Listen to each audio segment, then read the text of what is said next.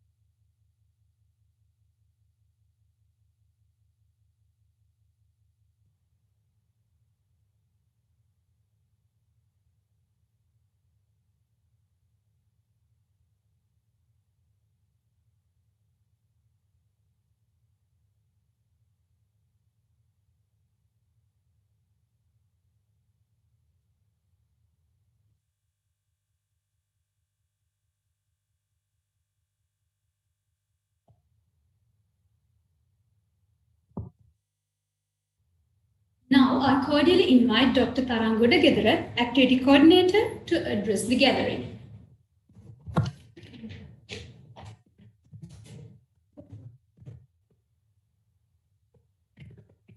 Good morning, everyone. Again, thank you very much for coming to witness another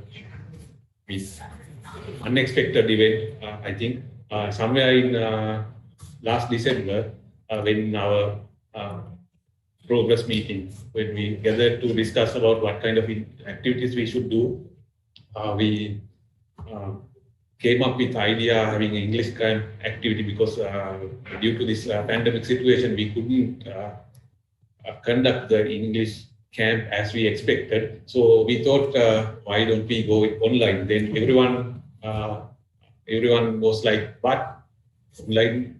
So actually, when now we are doing online lectures, online laboratory sessions, so on, and online exams, then why not online competition for English activities? Why not we try to do online dramas? Why not we try to do online debates?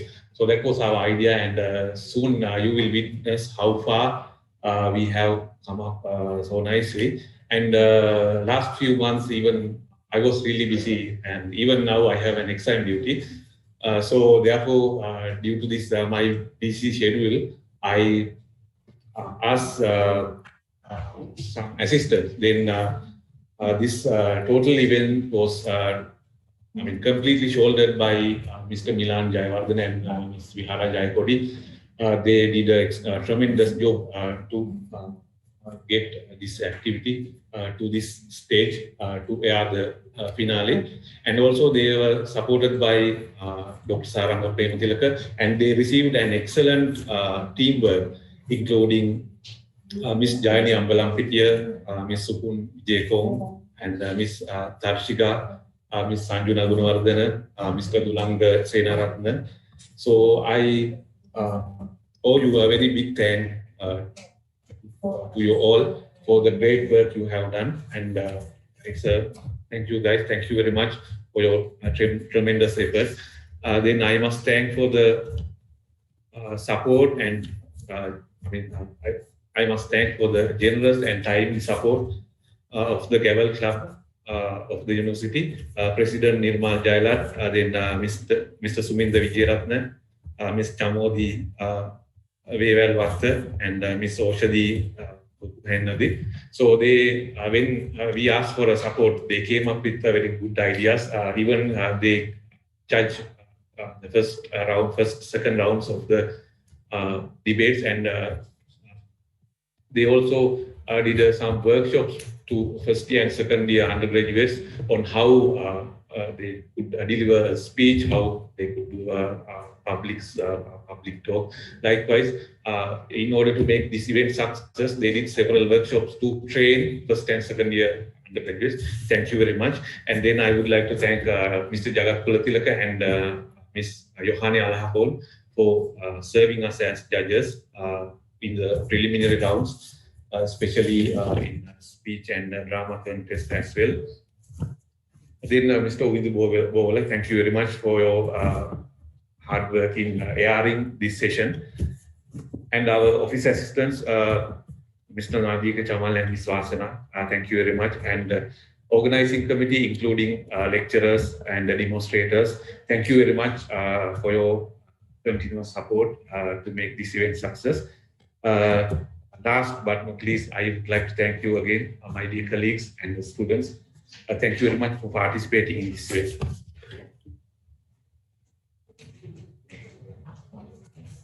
Thank you, sir. Today you are witnessing the grand finale of LinkedIn 2021. Now we are going to start the final rounds of the debate competition.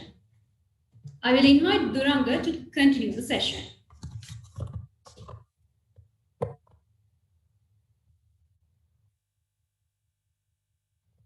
Thank you so much, Sanjana. Welcome all to the LinkedIn debating competition final rounds. Today we are going to conduct the final rounds, and it's my pleasure to introduce the finalists of the final round. They are Team SCT second years and Team CST second years.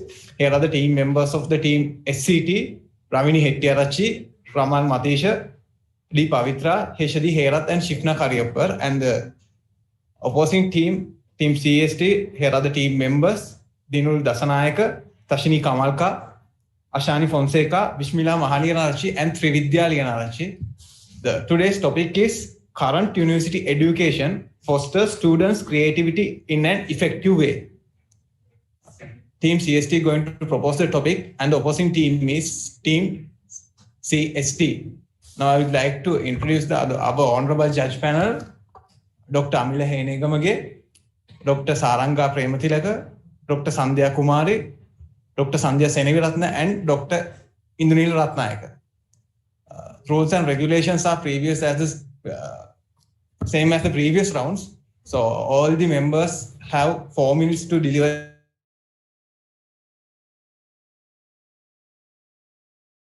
their speech and for the summing up, and hope all the things are clear and fine. All the participants, can you hear us clearly? Dinul?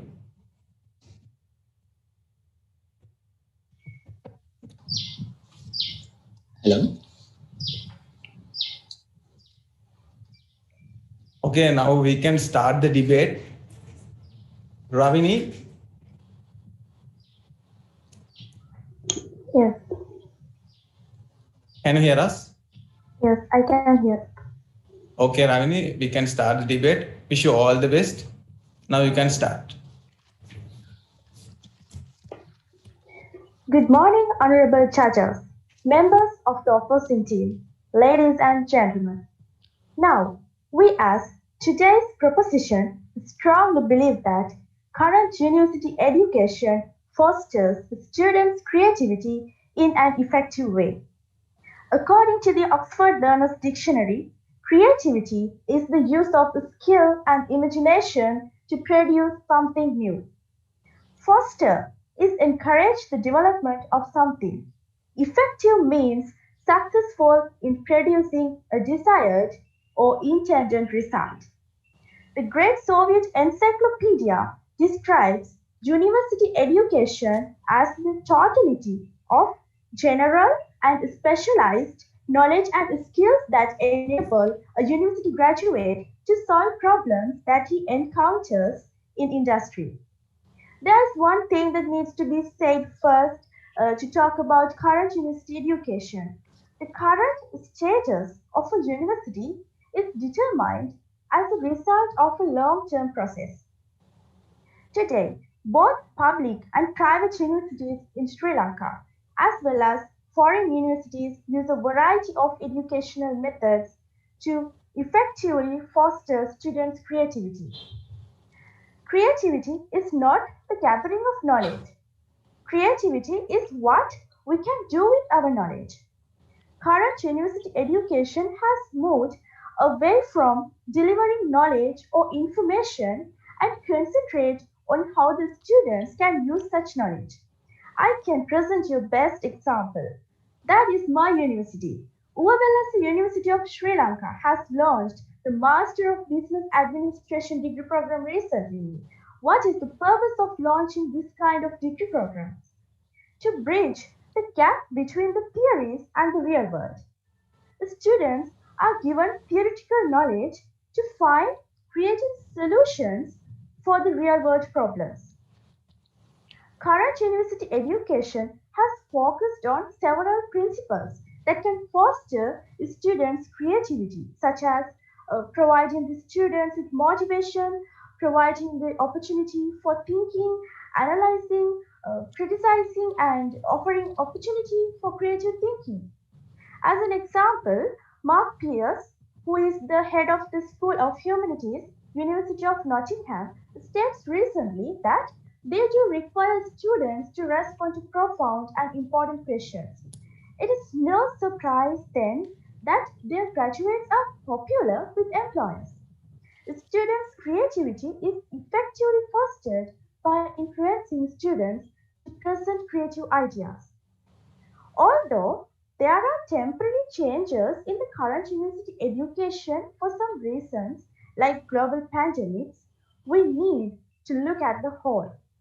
The foundation of today's university education is a generation of students who can provide creative solutions to any challenge. That is why we strongly believe that current university education fosters students' creativity in an effective way. Thank you.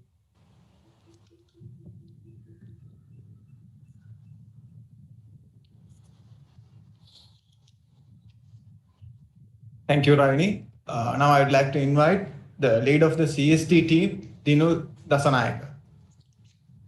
Thank you so much. Dinul, can you hear us? Yes, I can hear you. Can I start? Okay, Dinul, you can start now. Honorable panel of judges, my dear proposing team, my dear opposing team, and members of the House. A very good morning, everyone. As the first member of the opposing team, I would like to break down this topic and emphasize the important words of this topic. Ladies and gentlemen, the topic of today's debate is current university education fosters students' creativity in an ineffective way.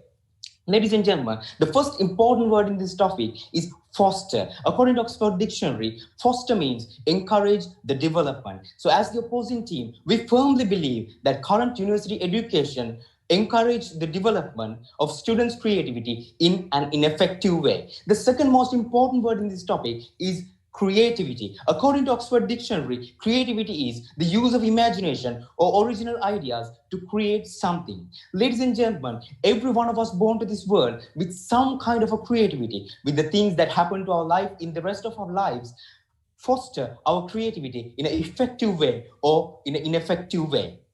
Ladies and gentlemen, according to Harvard Business School professor Teresa Ambire, there are three components that makes creativity. So if anyone wants to prove that our universities develop creativity, they have to prove that these three, all these three components are being built or fostered or encouraged to develop in a university. So ladies and gentlemen, what are these components? Expertise, motivation, creative thinking skills. So ladies and gentlemen, the first one, expertise, is being built at our universities. Of course, our universities are well about technical knowledge. Our universities gives the technological knowledge to our students. But the problem is about the other two, motivation and creative thinking skills. Ladies and gentlemen, our universities are not being able to deliver the ability of creative thinking skills and motivation.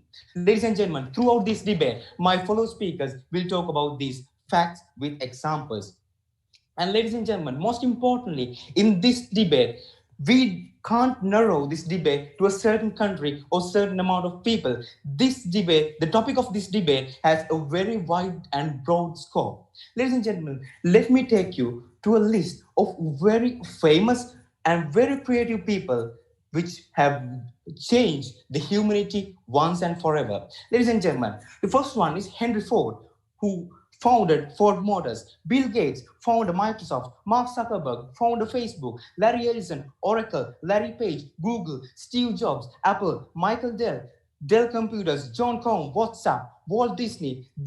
Evan Williams, Twitter. Amancio Ortega, Zera. Elon Musk, Tesla. So ladies and gentlemen, every one of these people have brilliant minds, they have brilliant creative minds, they have changed the world with their creativity, but all of them have one thing in common. They were once university students, and when they started doing the creativity thing that changed the world, they had to left the university. They had to left the university because those universities don't foster their creative thinking. They have to leave those university to bloom their creativity. Ladies and gentlemen, I will be really glad if I can say all the stories about these people and why they left their universities, but I will tell the most famous one about Mark Zuckerberg. Mark Zuckerberg built FaceMarch, the first version of Facebook. But ladies and gentlemen, when it went viral in Harvard University blocks FaceMarch, and that's where Mark Zuckerberg decided to leave Harvard and carry on his project, which eventually became Facebook. So ladies and gentlemen, Mark Zuckerberg learned in the world's #1 ranked university, Harvard. So if world's #1 ranked university serves their students like that, there's no point of talking about how our university serves our students. Ladies and gentlemen, we are a country, we consult foreign consultancy companies, foreign design companies to build our bridges, to build our housing schemes, to build our highways. Our universities are not being able to create undergraduates or graduates that can design or create all this stuff. So ladies and gentlemen, it's very clear, not even in the world, not even in Sri Lanka, no university is being able to foster students' creativity in an effective way. So ladies and gentlemen, it's clear in the house that current university education fosters students' creativity in an ineffective way. Thank you.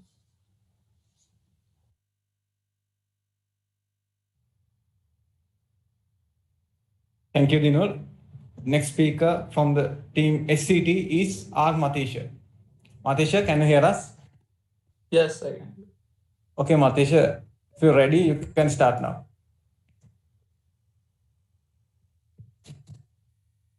Good morning, honorable judges and my dear opposing team members and ladies and gentlemen. While there are a lot of definitions for creativity, many experts think of creativity as a set of skills and attitudes that anyone is capable of having. Also, one 2010 survey found that over 1,500 executives valued that creativity as the most crucial business skill in the modern world. In a knowledge in a knowledge economy where rote tasks can be completed by machines and almost all the information is ready available with one click. Students need to be ready to learn independently and constantly innovate and adapt and creatively solve their problems in their workplace. When it comes to how current university education fosters students' creativity in a positive way, via academic activities, there are a few points which are worth mentioning. Since being creative requires going out on a limb, students need to trust that they can make some mistakes in front of their lecturers. It and so creating a compassionate and accepting environment uh, is very helpful.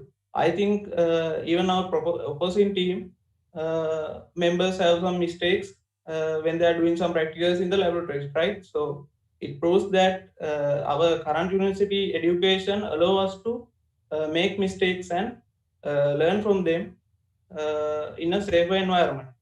And also, it's believed that adding words like create and decide and invent, imagine to students' assignments and giving instructions such as come up with as many ideas as you can. Those words can increase creative performance. And also, lecturers help students to know when it is appropriate to be creative. For an example, help them to see the context when creativity is more or less helpful. In my opinion, that's why some of our lecturers ask us to do projects rather than doing direct assessments and vice versa.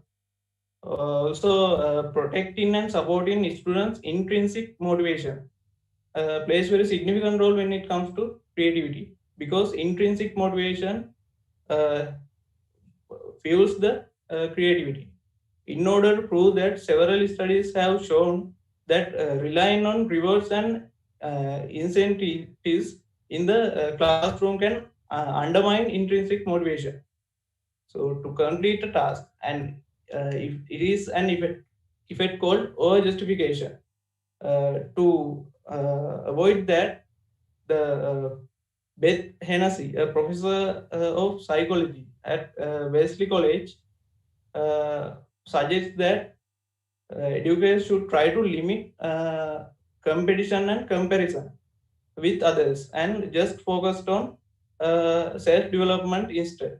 I think that's why we are having a equal opportunity to get a first class or whatever class of a degree if we are willing to do the work. And our opposing team members may point out several negative effects of current university education, especially under this pandemic situation. But uh, in my opinion, what I'm suggesting is that we shouldn't narrow this down to this specific situation. And but even now, we are still continuing our studies as best as we can in via online platform. So isn't that a great example for creativity as well? Thank you. Thank you, Matisha. The next speaker from the team CST is Tashini Kamalka. Tashini, are you there?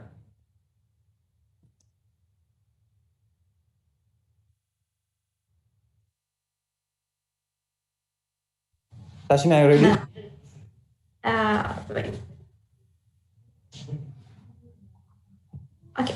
Yes, I'm ready. Okay, Tashini, you can start now. Honorable judges, members of the proposing team, and my host team members, and ladies and gentlemen, a very good day. Creativity helps individuals to take better advantage of opportunities and to respond more productively to challenge and difficulties in their personal and professional lives. So, creative behaviors also contribute to the quality of life as their expression is usually accompanied by feelings of satisfaction and pleasure, which are fundamental elements of like emotional welfare and mental health. Creativity is considered to be more influential on students, particularly in early ages, provided that mothers and parents appears as supportive and encouraging. Thus, I have figured out four major factors about what creativity helps and what creativity does. Creative thought reduces educational and administrative cost and save time. That's for sure. New achievements and methods expire all ways of doing things and promote welfare of the society creativity and contributes greatly to cultural development of nations and breeds innovative individuals. They are confident and feel honored and glorious. So my third point is lack of innovative thought drives and any community imitation, consumption, dependence, and interior. So therefore, creativity helps sustain independence and productivity. So my last point is communities are distinguished by their level of technologies, advances, and novelty of ideas. So developing countries need to adopt creative, executive, and educational policies. So, hence today's topic is current university education fosters students' creativity and in effective way. So, I will talk about the facts, what I reasoning, what creativity does, and what creativity not in ineffective way. So, what should I mention about ineffective means not producing any significant or desired effect. In significant or desired effect. We can volume up, we can measure up about this significant. What kind of significant or desired effect? So I would like to ask one question. How many days you have stay at your home before entering the government university? 1 or more 2 years or 1.5 years? We all know answering my that's in my personal opinion, the main thing is time. Do we have enough time to being creativity or do some magical things rather than keeping 80% attendance in our university quizzes, exam, and assignments? In current education system in Sri Lanka, 30,500 graduates per year forcefully aim to complete their degree as soon as possible. So when we they enter the university, the university administration has to forcefully do their academic terms and the education curriculum terms. So my point is, so my friend says, he mentioned three components about creativity. The one is motivation. So motivation, who are the motivation in the university? I think education curriculum can make a tremendous job about motivation. So I would like to express kind of factors. What kind of factors about we can't get motivation in the university? Tight academic schedule, studying-based learning, more focused on theoretical aspects rather than practical aspects. Strict producer answer sheets are not. We can't think out of the box. No encouragement of creativity. No effort by the university to improve the creativity. This is so doubtful because in the university they can create so many opportunities to make students to gain their creativity ideas, but does we have time? Does we have enough time to ready for that? That's the question here. Students take significant amount of time to adapt the former school education into university education. By the time they're ready for the university, no chance for creativity. So I think these are the major factors not producing any significant or desired effect in current education system in university in Sri Lanka. Thank you.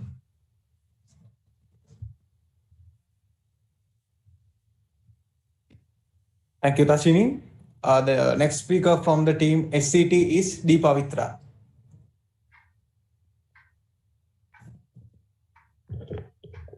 Pavitra, are you ready? Yes, sir. Okay, Pavitra, you can start now. Good morning, everybody. Before starting my point, Our opposing team leaders say that most of the creative persons leave their university and innovate more things. Yes, I agree. But initially, they got all the benefits and ideas of creative things from university. They learned and they live because it is fosters students creative in effective way. That's why they live and creative things and innovate more things. In my point of view, current university education fosters students' creativity in an effective way. University education can be considered as the last step for young learners to be ready for their creative thinking, capacities, potentials, and abilities to cope with the volatile and uncertain future.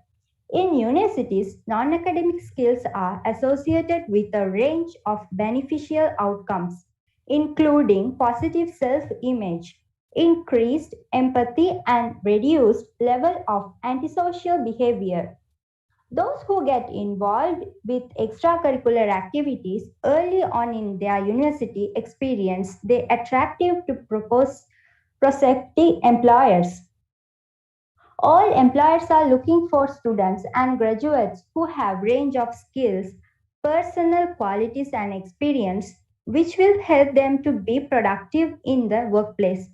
Extracurricular activities give you the chance to develop these by doing things you enjoy.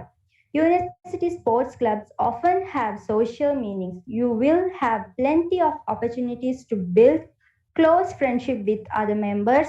You can share your ideas through this. It will help with stress and boost our health. Moreover, sports constitute a long term commitment to the students, which is seriously needed to succeed in life. However, in competitive environment, students often reinforce themselves in training and matches. This extra effort improves levels of physical fitness. Physical fitness ensures a sound of state of mind. New ideas and innovations emerge through competition which are held in universities. Nowadays, we are facing more competitions. For an example, let's consider our university. We have been participating in drama, singing, speech, debate competition for the last 3 months. We also did Robert Battle. It's very creative one. From that, we learn a lot of things. It is a great opportunity to multiplying our knowledge in creative things. These competitions take us island and worldwide too. There are many Sri Lankan university students participated and won worldwide competition too. These educational competitions foster students in creative and effective way. Rotary Club, Gower Club, Media Club, cultural clubs are the most famous clubs in universities. These clubs are motivate us in non-academic field. This quality education should be able to provide knowledge and inner strength in a balanced manner. Universities are functioning well in this process. We have counselors and counseling programs too. It helps us our inner strength. From the research of last year, more Americans are seeing the significance of a university education and its role in providing better job opportunities and comfortable lifestyle. In fact, about 84% of Americans claim that a higher education is extremely important to get ahead in life. Among these Americans, 66% of those who didn't graduate from university say they wished they had, and 62% feel that going to university would have improved their present standard of living significantly. Why people think like this? Because this education system is an effective way. If you say this system is in ineffective way, then why is everyone coming to study at university? Why you all are choose higher education and why you all are staying now in this university? You all agree that the universities are currently closed because of this pandemic? No, most of the universities are open for exams, and some of the medicine and engineering faculties have been open for 3 months. Academic activities in all universities are still ongoing. because it is an effective way. And finally, I tell current university education fosters students' creativity in an effective way. Thank you.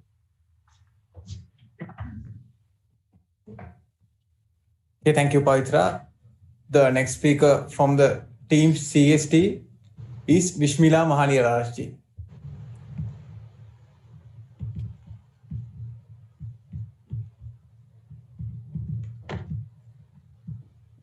Vishmila, you can start now. Yeah, okay. Good morning, honorable judges, members of the proposition team, and the members of the House. First of all, I would like to answer some questions which the proposing team which made from us.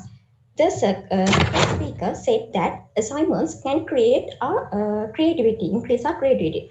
I would like to ask, have you not ever been copied an assignment from your colleague and did it? And that's the thing. And if we are going to do the assignments in that manner, then how can our creativity increases? How can it develop? And he also said that projects can increase our creativity. I want to ask, yes, projects can increase our creativity, but we know when we are going to do a project, our universities, they put some limits for us to do the project inside that limit. They say us to use only these technologies and so on. Then if we are going to do the things in that limit, how we are going to increase our creativity, how we are going to think out of the box. And also the third speaker said that Mark Zuckerberg was he went out from the university and because it foster because the university foster his creativity. I think that speaker took it wrong because our leader said that he went out of the university because that university did not give hand on his creation, because when he developed the face mask, it was banned in the university. That's why he had to leave from the university to develop it furthermore. If the university gave foster it's help in the creating of that his technology, then he would not be he want to go out of the university and create his development furthermore. And when I come to my part, to say that current university education fosters students' creativity in an ineffective way, all of us know that graduate unemployment rate is one of the current issues being discussed by higher education scholars. Students study 13 years at school and then enter the university and spend 4 to 5 years there with government's money. And finally, when they graduate and come out, they are unable to find a job. And most of them wait until government offers them a job as well. And if we see why this happens with the graduates, the main reason is that there is a big gap between students' creative thinking skills, which is developed on university, and the requirements of a practical job. Because securing a job depends not only on their academic performance, but also on how much they can create new thoughts and innovations in their respective fields and how flexible and imaginatively they can approach problems. Not only that, but if universities fosters students' creativity, then they do not need to seek for jobs when they come out. Instead, they can try to do something on their own. They must be able to do new innovations. At least they must be able to engage in self-employment. But it doesn't happen as that. Almost all graduates try to go on with their theoretical knowledge. That's why the rate of unemployment graduates increase day by day. So we can clearly see that this happens due to the lack of fostering creativity of students through universities. And when we talk about contract cheating, this word itself says us about the level of creativity of a university student. Paying other people to complete their assessments is known as contract cheating. This is a fast evolving strategy used by university students worldwide to do researches. Even some use this strategy to complete their MScs also. University students falling into this level clearly says where their creativity lies. If university's education fosters students' creativity effectively, then what is the need for students to use some other people to do their projects and researches? Why can't they think creatively to do something new? It's because the universities doesn't motivate students in an efficient way. And even if they does it, it has been inefficient. So we can see clearly that most of the students who come out from universities are just job oriented, but their creativity is at a very lower level. Thank you. Okay, thank you, Vishmila. Next, Heshadi Herath from Team SCT.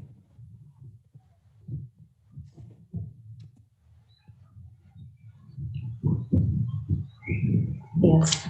Good morning, honorable judges, members in both teams, ladies and gentlemen. Welcome to this debate on Heshadi Herath in proposing team.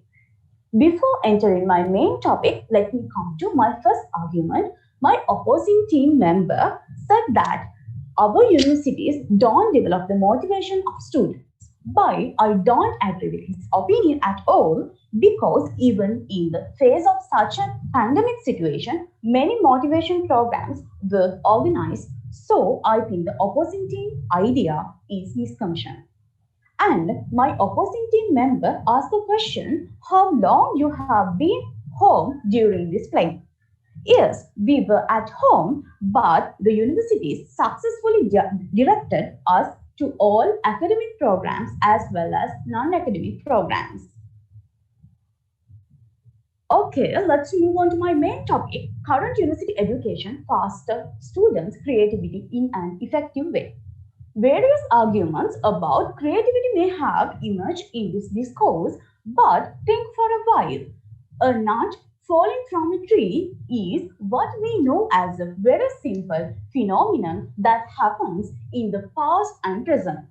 But that phenomenon called the creative eye when Sir Isaac Newton was at the height of his higher education. As a result of that vision, the law of gravity, a major milestone in the science of physics, was discovered. Even the physical existence of the world can be determined by manipulation one's knowledge creatively. Happily, at the present university education is motivated to students' creativity in an effective way. That statement is well reflected in the Fan Kai 2020 article. In China, the human mind, which is freed from the monotonous pattern of education and nourished by external activities, tends to think out of the box. In fact, you find many examples for this in real life. Just think even highways with including all luxurious opportunities, which are the results of the creativity of university graduates. Let's talk the pandemic situation. In this current situation, the focus is on moving away from the traditional education system to online education system, but through such programs, it is clear that the effort is being made to direct the student mentality towards creativity. So, I think the same point is enough to explain our argument properly.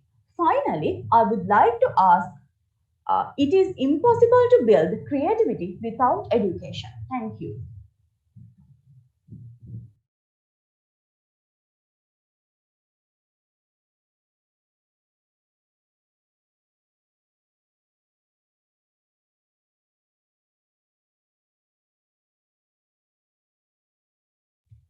Thank you, Heshadi.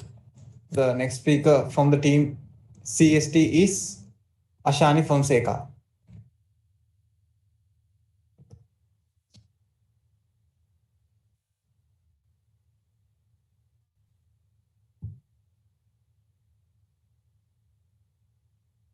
Ashani, are you ready? Yes, am I audible? Okay, you can start now. Good morning, honorable judges, members of the proposition and members of the House. Ladies and gentlemen, the topic of our debate is current university education fosters students' creativity in an effective way or an ineffective way. We, the opposing team, believe current university education fosters students' creativity in an ineffective way. Why? My first speaker has already stated what are the facts that should be satisfied to reach the creativity, according to Professor Teresa from Harvard Business School. And my second speaker stated how the academic pressure and the style affects students' creativity. Let me share with you, ladies and gentlemen, some more reasons why we are not agreeing with the proposition. Number one, lack of lecturer's creativity. Usually, to become a lecturer, a person completes one or more bachelor degrees with a good degree pass. For example, first class or second upper class in their chosen field of expertise.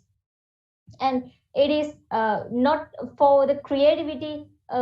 He or she can get a first class or second upper class. Not all, but most of them were being a full-time academia. When someone engaged in academics full-time, when a person's whole life becomes studies, notes and exams, how can that person become a creative man or a woman? When a person has no free time to think freely, to think new things, to solve problems in a new way, he or she is not anyone rather than a parrot. When that type of persons become lecturers, they expect themselves from their students, from the next generation. This is like a shame. When the students began to follow that type of lecturers, uh, the creativity gap increases spontaneously. From the components of creativity, only the expertise is satisfied, and we cannot say that is effective. So the lack of lecturers' creativity is one issue when we talk about current university education. They are a responsible group in this matter, both locally and globally. Number two, limitations in cultural and subculture. What are the cultural factors that act as barriers for university students' creativity? Social class, race, ethnicity, gender, religion, language, political ideologies, and economic conditions. Why do we have a gender equality and equity units in our universities? Why United Nations introduced women empowerment and quality education in their sustainable development goals, and why it has come into the universities all around the world if everything is okay? How many inventors could get the patent license for their inventions? Political ideology. Number three, current online learning system. Again, the output is parrots and cheaters. This system do not encourage the development of students' creativity. This will also be one of the main reasons for poor quality graduates. This system does not output experts. This system is not a motivation. This system does not develop creative thinking skills, fails to reach all the three components of creativity. So, ma'am, how can you say current university education fosters students' creativity in an effective way? No, it's not. I would like to ask from the proposition team, ma'am, how long you were in one semester during this pandemic situation? How can you say the everything is going, all the things are going fair and fine? Ma'am, I hope you got an answer from you said that a person gets first class or second upper from his creativity, but it's not. If a person is full-time academia, and then only he or she can get a first class or second upper and start his career as a lecturer. So and also we didn't and we don't say that current university education does not foster students' creativity. Of course it does, but the way is ineffective. And from the points we delivered so far proves the proposition is wrong. We, the opposing team, strongly believe current university education fosters students' creativity in an ineffective way. Thank you. Okay, thank you, Ashani. Now, I would like to invite Shifna Kariyappa to continue the debate. Shifna from Team SCT.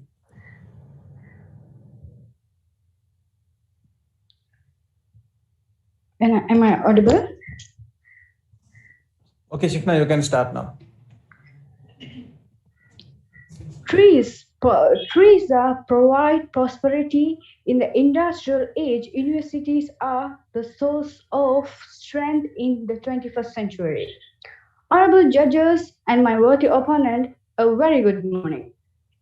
The creativity, which I mean the very broad terms, creativity is just not just a innovation, is such as problem solving, a good exploration, collaboration, teamwork, innovation.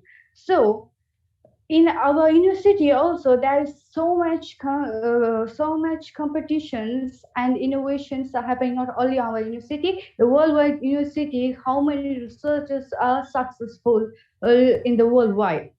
Those are happened by the university undergraduate students. Even you said about the assessment. Why the question is, the popping out is, why all universities giving assignment? Assignment is not just copying. Everyone cannot copy the assignments. Here we go, the assignments can a kind of fuel for the students to an improvement of all side of the greater participation of the students. So what assignment can give to the students? They are checking whether they are involved in the academic activities.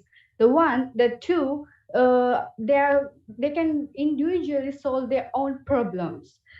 Are they failing to do that assignment? Those are the why they are giving assignment is to self involve the students alone and the creative their own self creativity to improve the creativity in own self.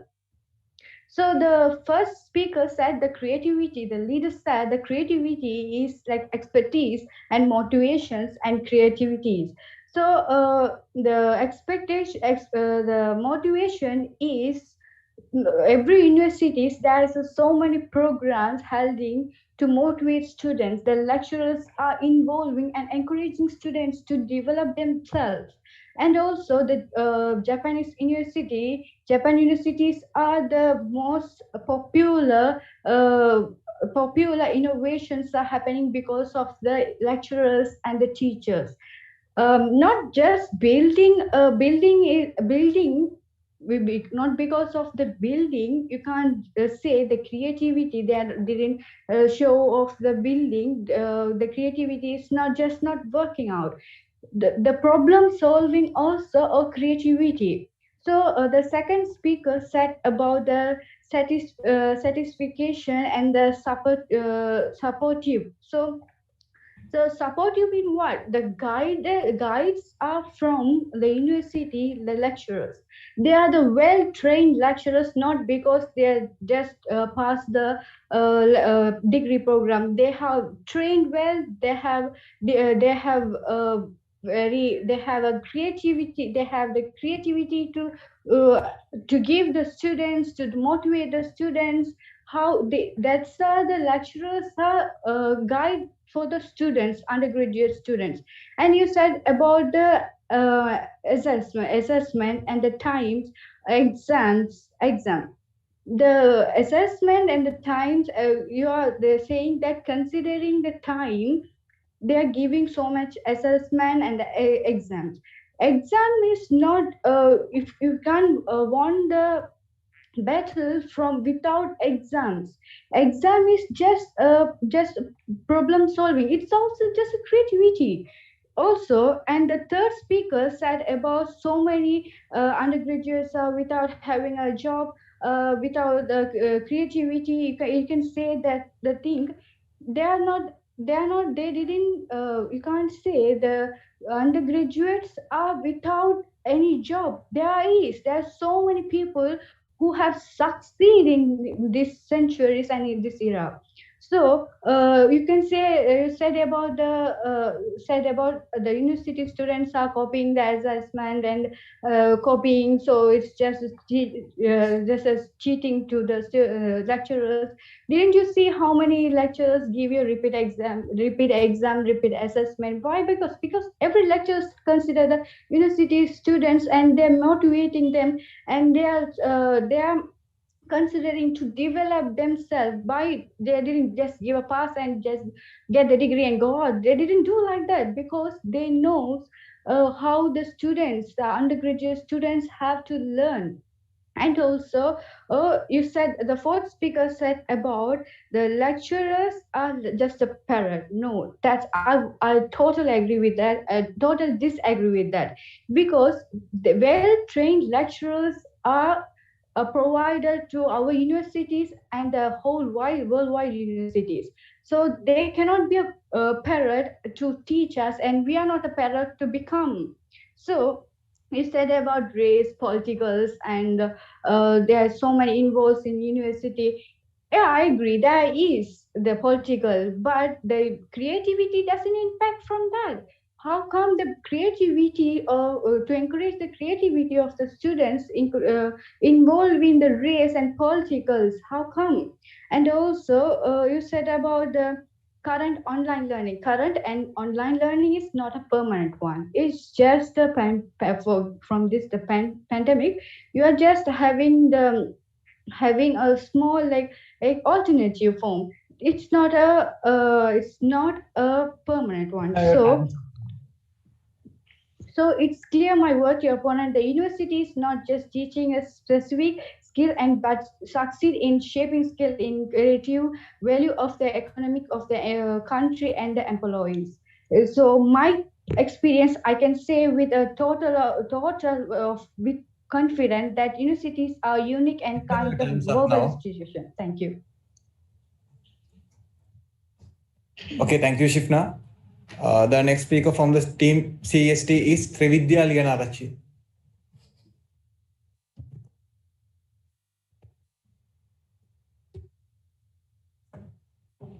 Trividya, are you ready? Hello, am I clearly audible to you? Hello? Hello, Trividya, can you hear us clearly? Yes, I can hear you. Okay, Am I clearly now audible you to can you? start the debate. We can see you and we can clearly hear you. Okay. A good morning to you all. Members of the proposition, members of the opposition, the esteemed panel of judges, and ladies and gentlemen. According to the Harvard Business School professor Teresa Ambai, creativity is more or less a combination of motivation, expertise, and creative thinking. When it comes to undergraduates, the lack of creativity is a consequence of lack of opportunities. The undergraduates are caged in tight academic schedules and strict answering schemes which crop valuable chances of thinking out of the box, which ultimately Excuse me, the chances of being creative. Hello. Hello, Trividya. It is not a secret Hello. that many undergraduates conduct researches, but only a handful of those get publicized. Even among the academia, not many know about the researches that many of the undergraduates do, but expertise, therefore, has become a difficult endeavor to achieve. Yes, hello? Hello, Trividya, can you turn off your video, please? Hello. Can you turn off your video, please? Because we can't clearly hear you. There may be a signal trouble. Can you turn off your video and then you can continue? Hello, am I audible?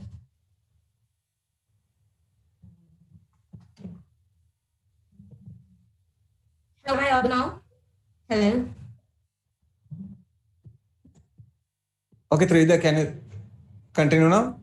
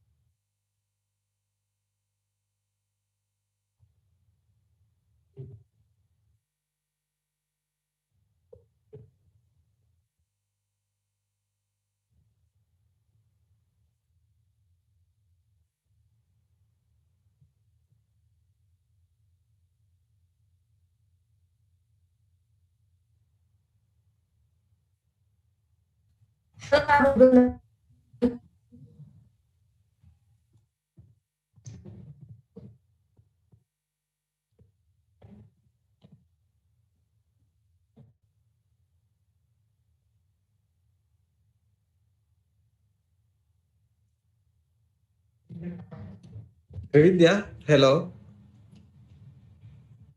Trividya, can you hear us?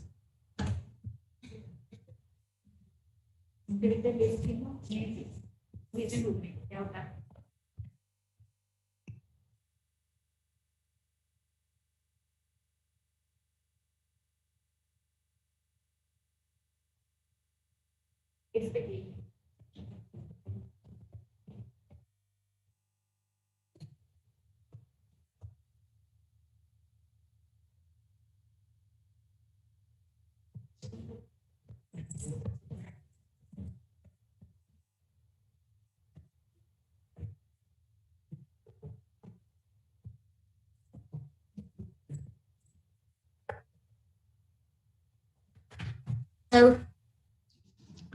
Trividya, can you hear us?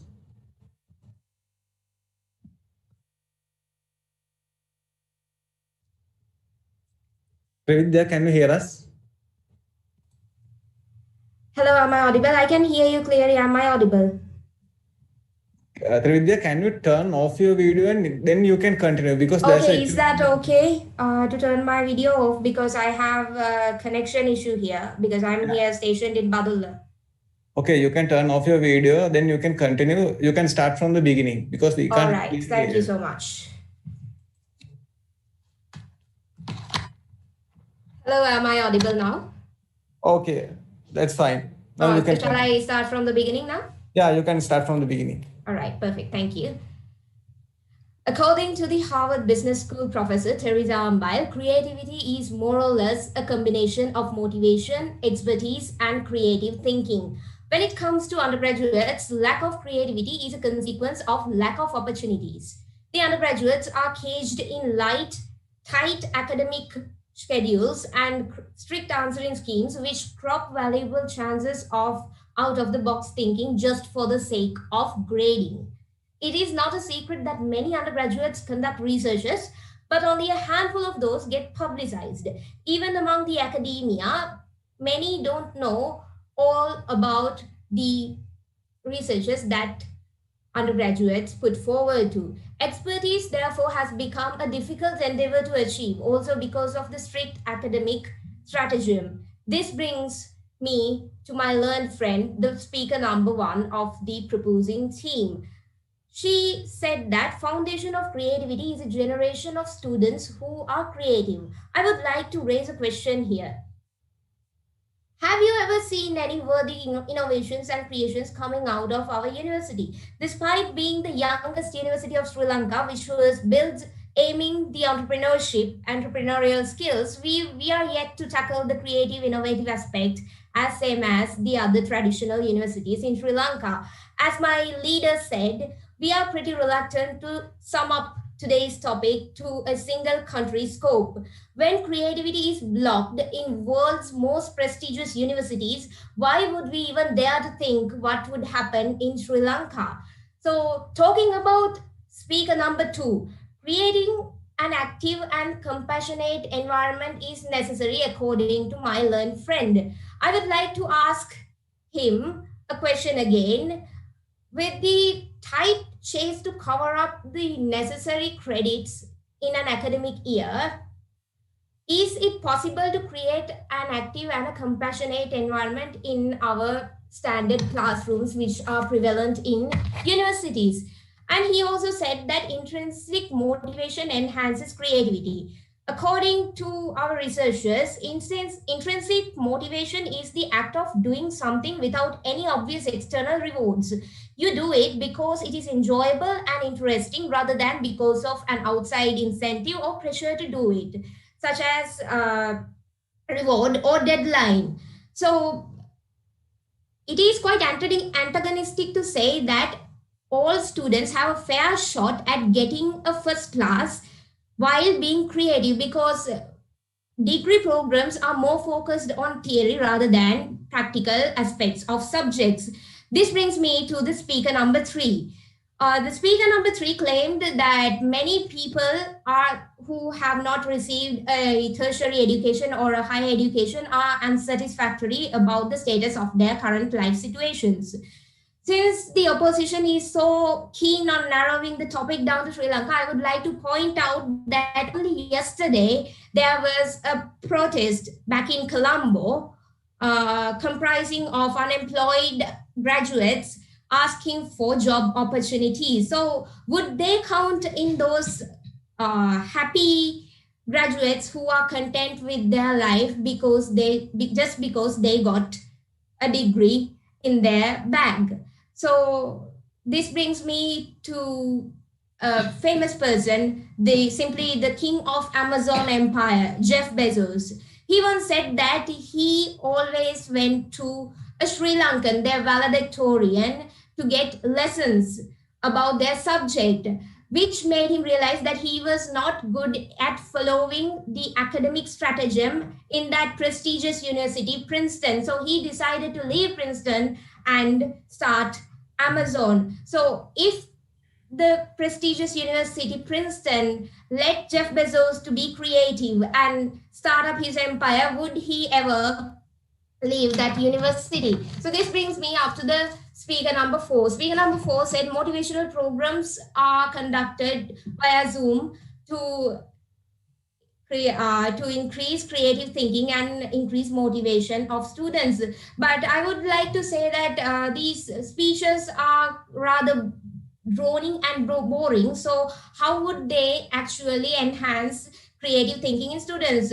And speaker number 5 said that we claim that lecturers are parrots. We did not say such thing. Lecturers are trained well, yes, but as my colleague said, they are trained in the same old system. So how are they trained to increase creativity, to encourage students to be creative? There is no clear aspect to judge the creative judgment, critical thinking of students in this undergraduate stratagem, the undergraduate studying scheme. So how would we say that universities are designed to increase creativity in students? With that being said, I am sure that the proposition stands on stable grounds at claiming that current university education fosters students' creativity in an ineffective way.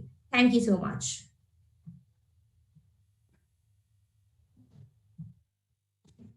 Okay, thank you, Trividya. Next, Dinul Dasanayaka from the team CST. Dinul, it's time for you to summing up. It's the time for your summing up. Am I audible? Dinul, are you ready? Yeah, I'm ready. Am I audible? Yeah, you can start now. Okay. Honorable panel of judges, my dear proposing team, my dear opposing team. I have a very big question whether myself, our team, and our proposing team are living in two different worlds. Ladies and gentlemen, the world our proposing team lives is very concrete. The graduates who get out from their universities get jobs. They don't have unemployed.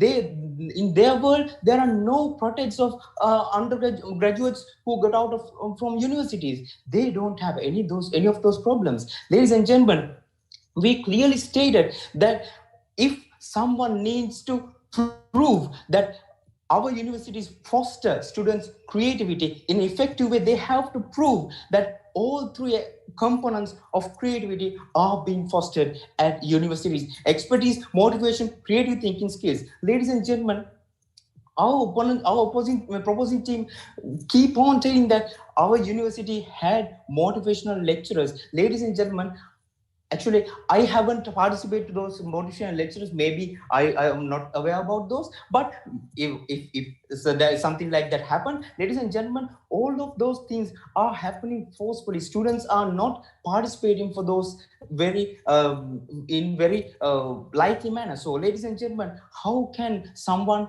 motivate students forcefully? Ladies and gentlemen, they never talked about the fact how universities foster creative thinking skills. Ladies and gentlemen, they're always talking about doing assignments creates students' creativity. Ladies and gentlemen, doing assignments is something regard of education. Someone who studies well can do assignments well. And as my speaker said, assignments are now not being done by themselves. We have a lot of options. Some do with their colleagues, and some give their assignments to it's a business actually. We can give our assignments to do by some people, then they will do those assignments for ourselves. So it's not practical. That will not make people creative. Ladies and gentlemen, the fourth speaker is talking about every year there are many researchers, students do many researches, but I wonder how many researchers get published. That's because the importance of these researchers are very low. Our students lack creativity. That's why all of those researchers cannot be published. Ladies and gentlemen, and also our fourth speaker talked about the skills of lecturers. Ladies and gentlemen, we do agree that our lecturers are skillful, but there is a problem in the way we select lecturers. Ladies and gentlemen, we have few things that can students engage creatively, like projects and researches, but when we consider the full students academia, the number of points we get for projects and researches are very less compared to other exams. So ladies and gentlemen, the people who got out of that system will encourage their next generation to be like them. So ladies and gentlemen, the first speaker of the proposing team is talking about not gathering of knowledge. Gathering of knowledge fosters students' creativity. Ladies and gentlemen, how gathering of knowledge fosters students' creativity? Creativity is not something that can foster by giving someone knowledge. Ladies and gentlemen, and also when I told about Mark Zuckerberg's story, the fourth speaker told that the third speaker told that Mark Zuckerberg got the creative ideas from the university, and he started doing the project and went out of the university. Ladies and gentlemen, that's what we told in my first speech. Every person born to this world with their own creativity. There may be a person who have never even visited to a university but have a very creative mind. But a person that Mark Zuckerberg had his own creativity, but his university was unable to foster his creativity, and the university was unable to encourage the development of his creativity. So ladies and gentlemen, it's very clear that our proposing team are not fully aware about this topic. Ladies and gentlemen, the third speaker is talking about how extracurricular activities develop creativity, and she talked about building good health and making friendships can help creativity. I don't know how building good health and create friendships can build good creativity, can foster creativity. And she also talked about Rotaract clubs and Gavel clubs and media clubs, but it's really unclear how these clubs create or foster students' creativity. So ladies and gentlemen, it's really clear that current university education fosters students' creativity in an ineffective way. Thank you. Okay, thank you so much, Dinul. Now it's time for Ravini Hettiarachchi, leader of the proposing team, to summarize the debate. Ravini, it's time for your summing up. Okay. My dear intellectuals, welcome for the last time from today's proposition. The second speaker of the opposing team tried to prove that university education doesn't offer enough time to creativity, and current university education focuses on quizzes, assessment, assignments. The main purpose of university education is completing the degree, but we can't agree with it. University education encourages and motivates students for improving their skills through their creativity. So universities organize various competitions to make a platform for students' creativity. This is also a part of university education. University of Moratwa staged Sri Lanka Robotic Challenge to ameliorate the students' high thinking power and strategic problem solving and designing. And UW Robert Battle, which is organized by UWLS University, and Robo Fest, which is organized by Sri Lanka Institute of Information Technology. These competitions offer the opportunity to design, build, and familiarize with new technologies in the field of robotics. And the third speaker of the opposing team said that we can't think out of box. That is not a problem with current university education. University education offers more opportunities to foster our creativity and creative thinking. Students' creative skills are also improved through various conferences organized by the universities. International Research Symposium or Conference UWLS University is a major forum to disseminate the scientific findings of undergraduate research projects. And Sabaragamu University of Sri Lanka organizes international conference on advanced research in computing. So these conferences play an important role in enhancing the creativity of students, and it helps students to use their knowledge creatively in the world of technology. And I want to say the third speaker of the opposing team, cheating assignment is not dependent on the university education, it depends on the behavior of students and attitudes of students. And when I come to the conclusion of the fourth speaker, she mentioned that university education doesn't foster creativity because of hundreds of academic works.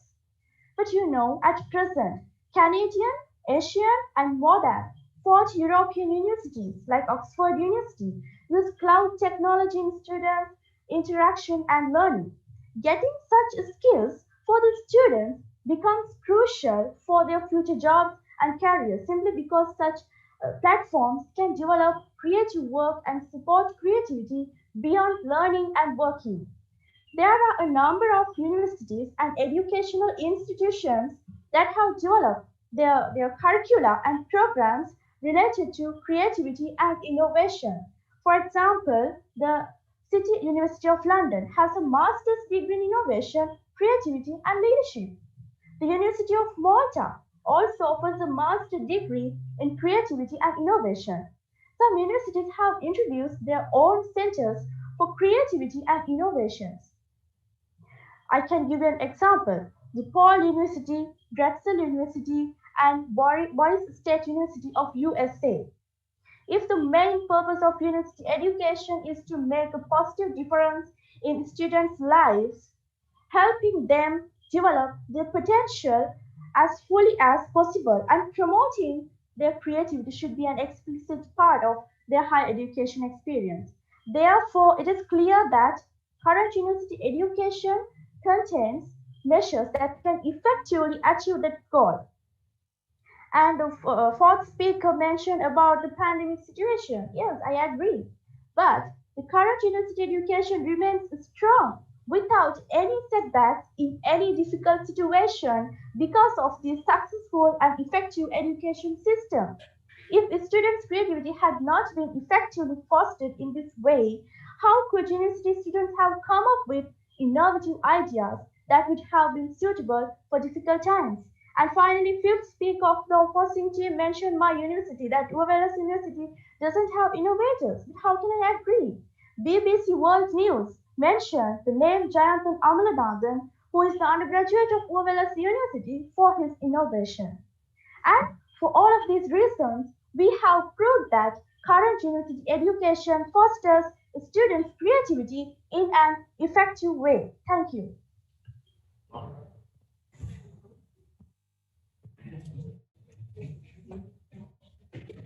Okay, thank you, Ravini. And now I would like to invite Dinul Disanayaka, leader of the team CST, to give us some comment about this competition and about this debate.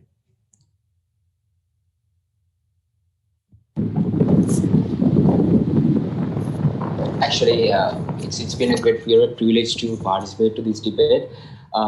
In the first place, actually, none of our team members have ever participated to a debate. So this is the first debate of this competition. Is most of our first debating experience. So it's been a really great opportunity to learn how to do this thing and to actually during our first debates, the judge boards told us very important things, how to behave in a debate, how to talk in a debate, and many things related to that. So it's overall it's been a really great experience, and we are really grateful that this debating competition happened, because most importantly, because of this debating competition, myself, Ashani, Shifna and Ravini got a chance to represent our university in inter-university debating competition. So actually this debating competition made a really good platform for the future debaters of our university. Thank you for creating that opportunity. Thank you so much, Dinol. Ravini, can you give us a comment about this competition? Yeah, sure. Thank you very much for organizing this type of workshop, actually this workshop, and we had a great chance to participate in as debaters, and this is the first time, and I really thank my team, science and technology team, to contribute this debate, and I want to wish you all the best, our opposing team, computer science and technology team, and you did a great debate. And finally, thank you so much, Faculty of Applied Sciences, to organize this competition. Thank you. Thank you so much, Ravini. Now I would like to invite members of the Honorable Judge panel to give some comments about this debate.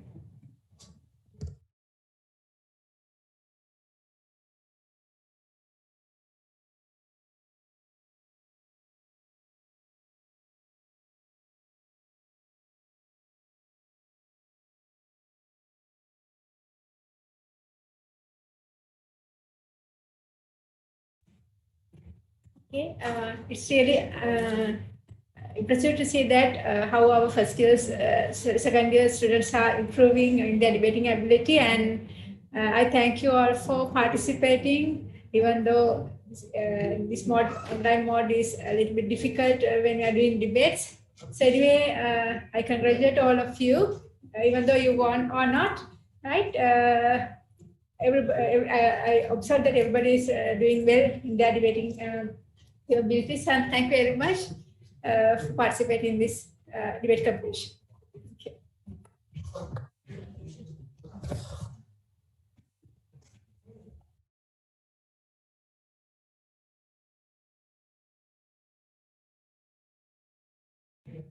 Thank you so much, madam. We know it's a bit difficult task to do a debate in an online platform, but all the participants, you guys did a great job, and we wish you all the best. We will inform you the results after this session. In the end of this session, we will announce you the results. Stay tuned with us. Now we can ready to move on to the next event.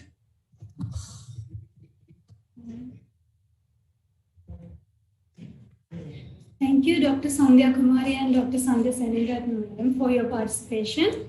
Next, I will invite Dr. Amila Ratnayaka and Dr. Tarak Gamachike to be the judge.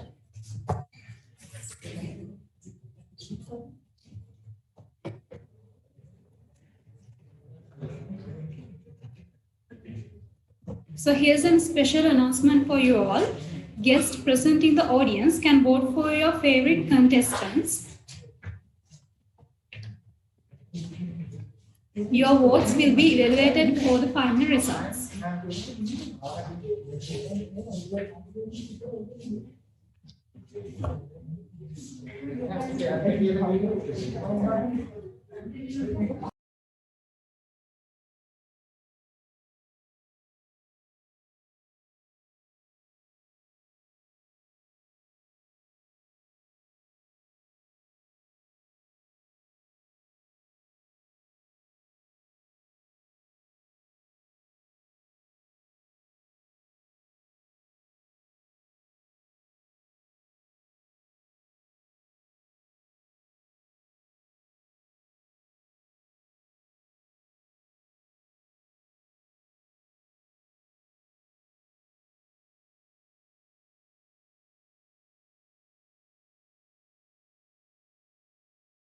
So here are the instructions.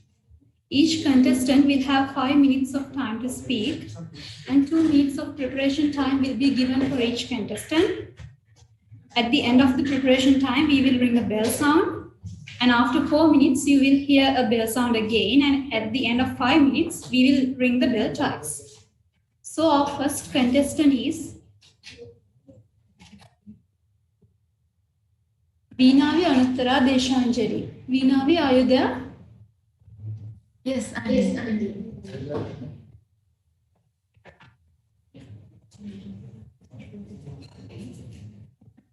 Can you please turn on the video?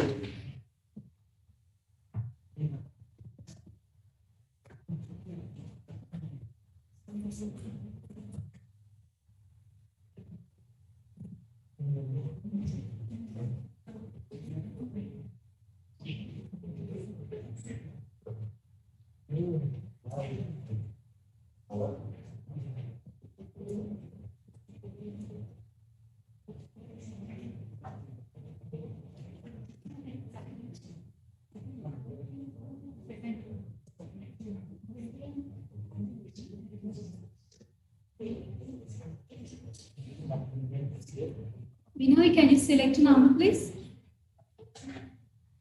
Yeah. 4. Number 4.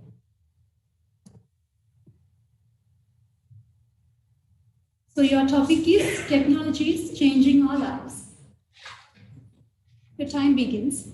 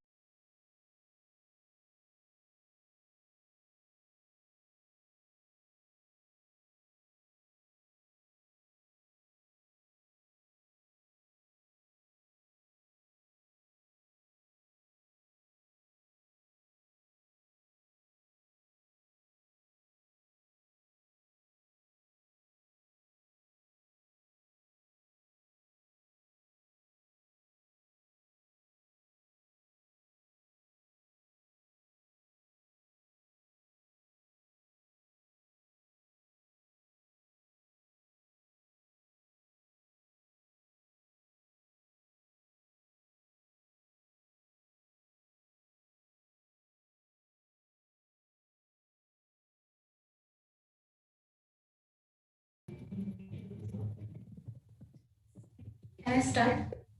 Yeah. Technology. Right at our fingertips. Technology is changing our lives. Good morning, everyone. I am Veenavi Anuttara from MRT degree program under the admission number of 19043. I can recall of a moment of my life. My mother once said, Puta, when my O-level results came out, me and my father had to go 10 kilometers from foot cycle to the school to get to know about O-level results. Exhausting. What an exhausting story. And I recall when my O-level results came out, I ran into my room and took a smart device and then went to the website and put my index number and then enter. Boom. My results were on the screen. It was that much easier. Technology is changing our lives. And when I was a small child, I used to have long chats for hours with my parents and my sisters during dinner. Wow, what a wonderful memories. I can still recall them while closing my eyes. But nowadays, I'm an adult and I took my plate and I sit in front of a digital screen and watching a drama or movie. I don't even know if there is an insect on my bed. I haven't counted how many insects I have eaten yet. Technology is changing our lives. And then, once more, I remember when I used to be physically presented in a classroom, teacher-centered learning. I was not allowed to raise questions out of the box. I was not allowed to do that because I might get punished. And teacher said, do not ask unnecessary questions from us, right? And I was embarrassed in front of a whole classroom, 50, 40 students. What an embarrassed moment. I have faced a lot of embarrassing moments because of my mouth. And then here it goes, online learning platform. Finally, I was happy with the circumstances because online learning, I have lots of platforms. YouTube, web pages, even computer literacy is increasing. Technology is changing our lives. And then, I am stepping into the job world, job fields. And then here it comes. Even when in my grandmother's time, yes, typewriters were the only technology that they had. And then it's over. Here it comes the letter. But in our times, we have to learn how to turn on a computer, how to turn on an application, and how to type this, that, and then get a printout finally. Lots of things to learn. Technology is changing our lives. The definition of the technology, the application of scientific knowledge for practical purposes, especially in industry, machinery, and equipment development. What a definition. So in this way, we have to use technology each and every field. Even if it is not for this technology, we would not have come this far. Technology is changing our lives. And these multifunctional devices, we can say it is a combination of science and technology. It is changing day by day, and we cannot hold it back. If you hold it back, you have lost. And in this running world, you cannot stop because the others are running. Then you have lost. That's the thing. So technology is changing our lives. So if you want to win your goals, and if you want to prove that you're capable of doing something, you have to keep in touch with the technology. So technology is changing our lives. Thank you very much. Thank you, Inavi. Our next contestant is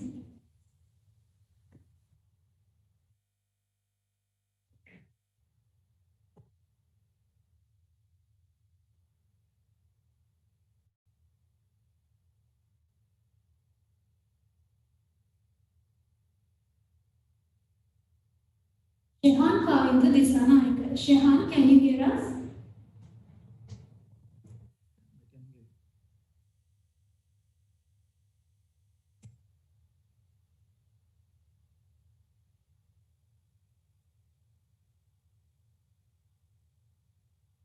Yes, ma'am, I can hear you. Okay, can you turn on the video, please? Madam, can you hear me?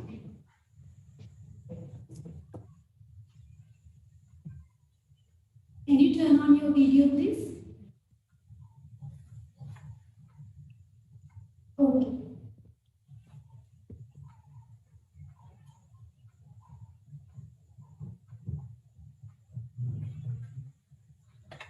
Please select one.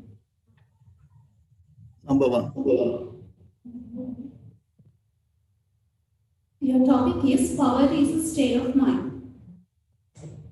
Now your time begins.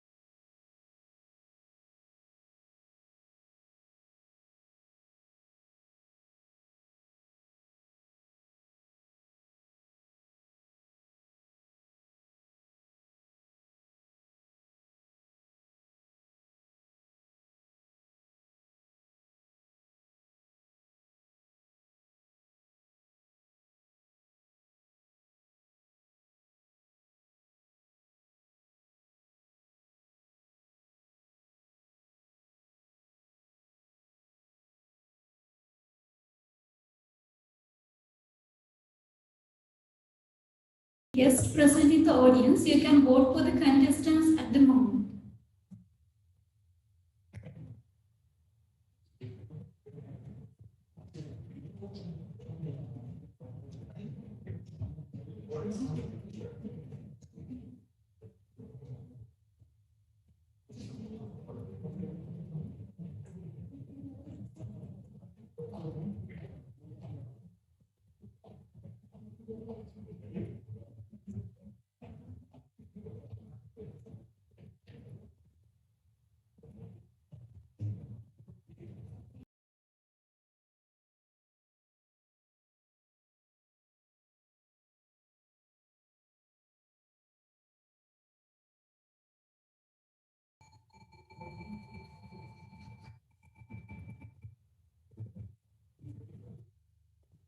Now you may start.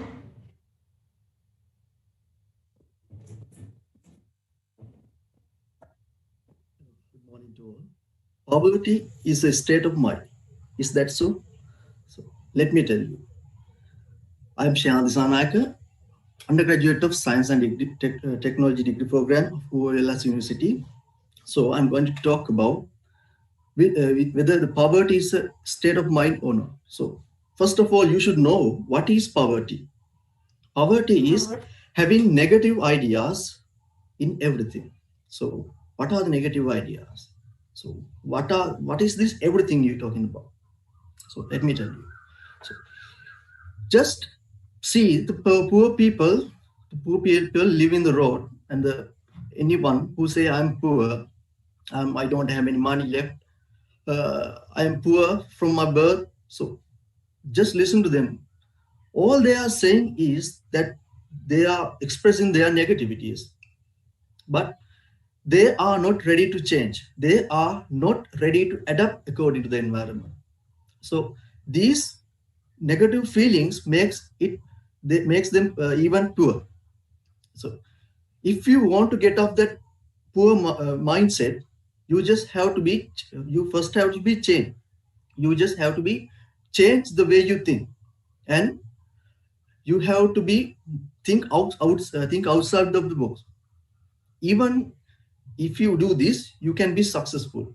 Just imagine, not only I'm talking about in the financial sector, just imagine a student says, I'm weak in math, I'm weak in bio, I'm weak in my degree program.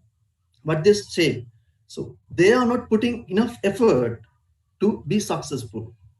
So that's why they are fail in the exams and fail in the life also. So it is very important to be change, think outside of the box, start and study where are you in right now. And you have, if just imagine if you are a poor person, so if you want to be successful in future, you just have to be improvise, you just have to be changed. So you just have to do, and you just want to know the skill you don't you skill. There is every skill in every person. So we should improve that skill in order to earn some money in our life. So if you do that, you can be successful. And also, if you just imagine, every man is born with the all organisms that every man present. If you work through this, if you try to work from the beginning, if you have an ambition, if you have hopes to do something, to become someone in the future, you can do everything. You just have to work hard on your ambition, hope, and make it count for the future. So it is very important that you change your mindset first. Then you should plan according to the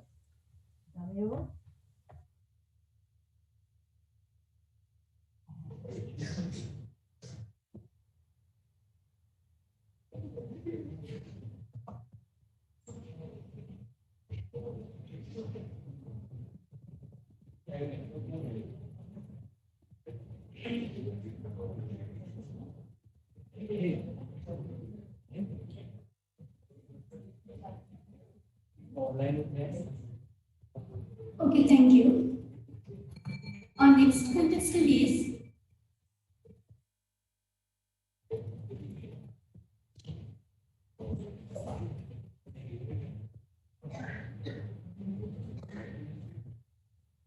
Tilini Pereira. Tilini, are you there?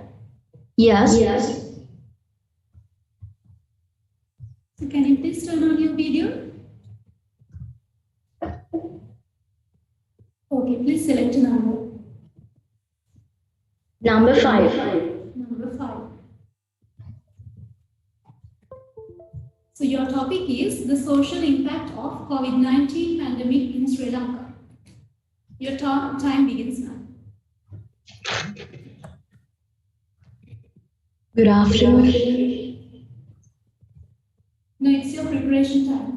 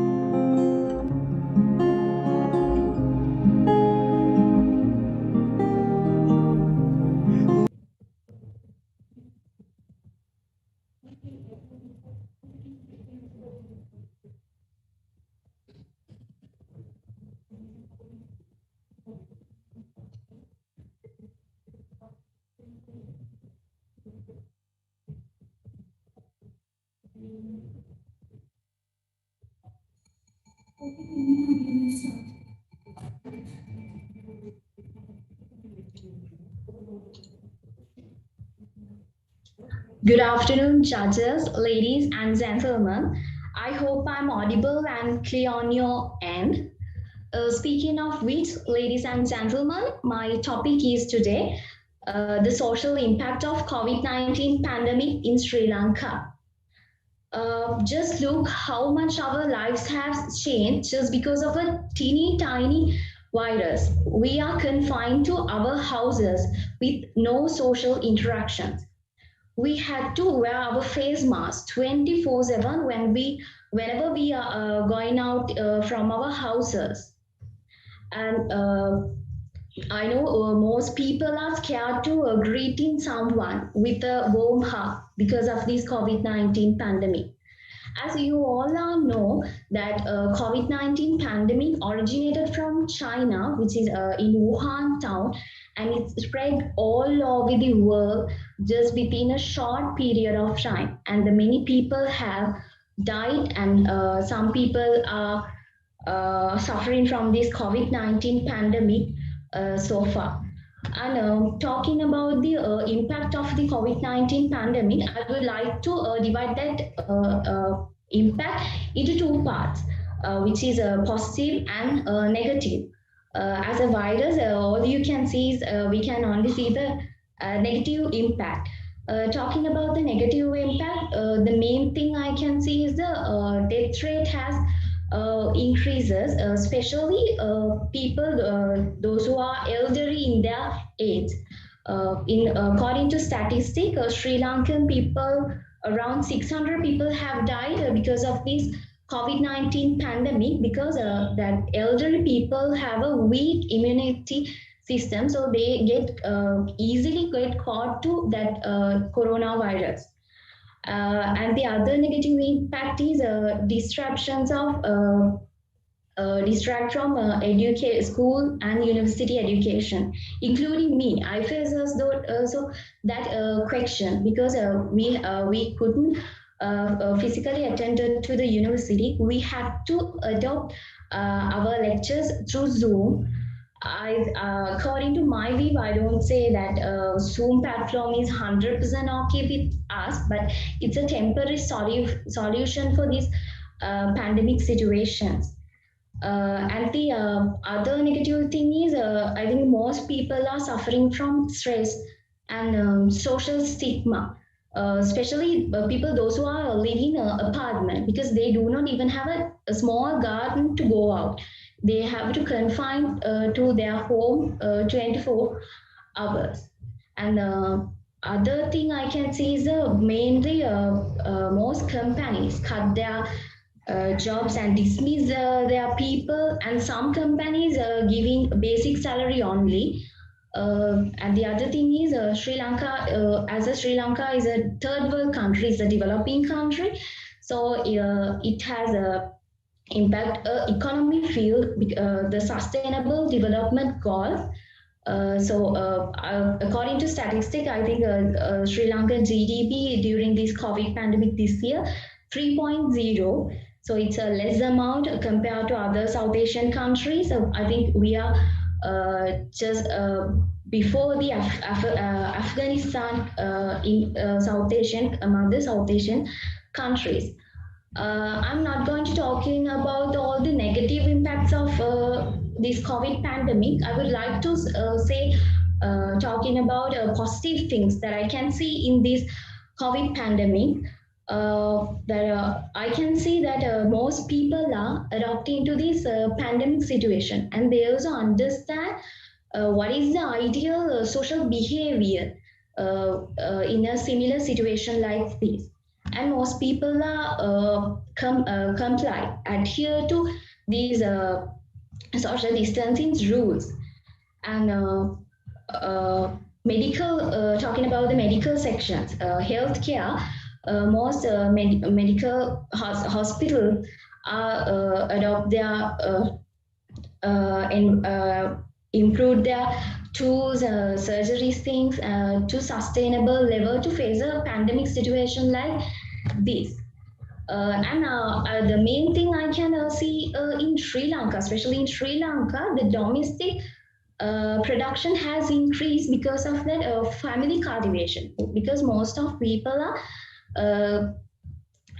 constrained in home, and they engage in cultivation in their free time. So, ladies and gentlemen, before I wind up my speech, let me remind you, please be indoors, wear your face mask properly, and keep social distance. Stay safe and stay happy. Let's revel this corona plague. So that's all I wish to say for now. Thank Thank you. Adios, everyone. Stay safe. Thank you, Dilli.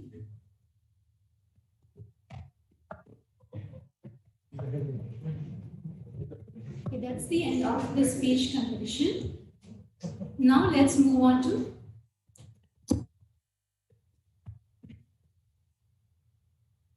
It's the end of the speech competition. Now you can vote for your favorite contestant.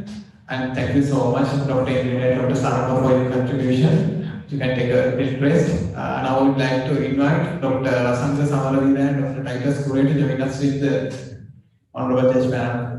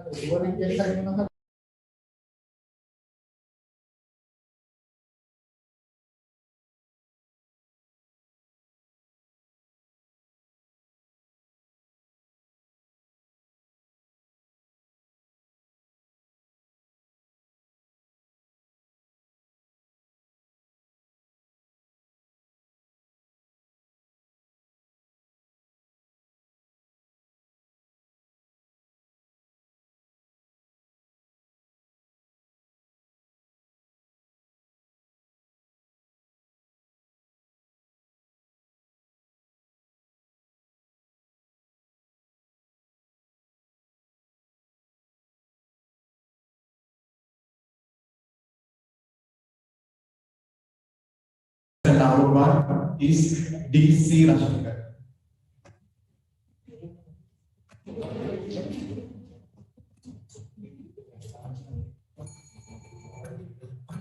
Okay, now we are going to start the singing contest. The contestant number one is DC Rashmika.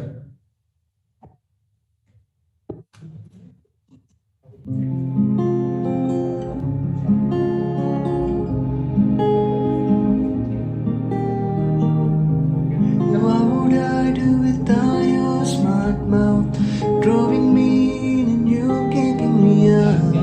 Got my head spinning, no kidding, I can't pin you down. What's going on in that beautiful mind? I'm on your magical mystery ride, and I'm so dizzy, don't know what hit me, but I'll be alright. My head's underwater, but I'm breathing fine. You're crazy and I'm out of my mind, 'cause all of me loves all of you. Love your curves and all your edges, all your perfect imperfections. Give your all to me, I give my all to you. You're my end and my beginning, even when I lose a minute, 'cause I give you of me, and you give me of you. Oh. How many times do I have to tell you? Even when you cry and you're beautiful too, the world is beating you down. I'm around, you're every move. You're my downfall, you're my muse, my worst distraction, my rhythm and blues. I can't stop singing, it's ringing in my head's for you.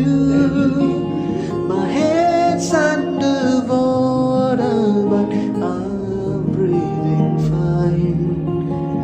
You're crazy and I'm out of my mind, 'cause all of me loves all of you.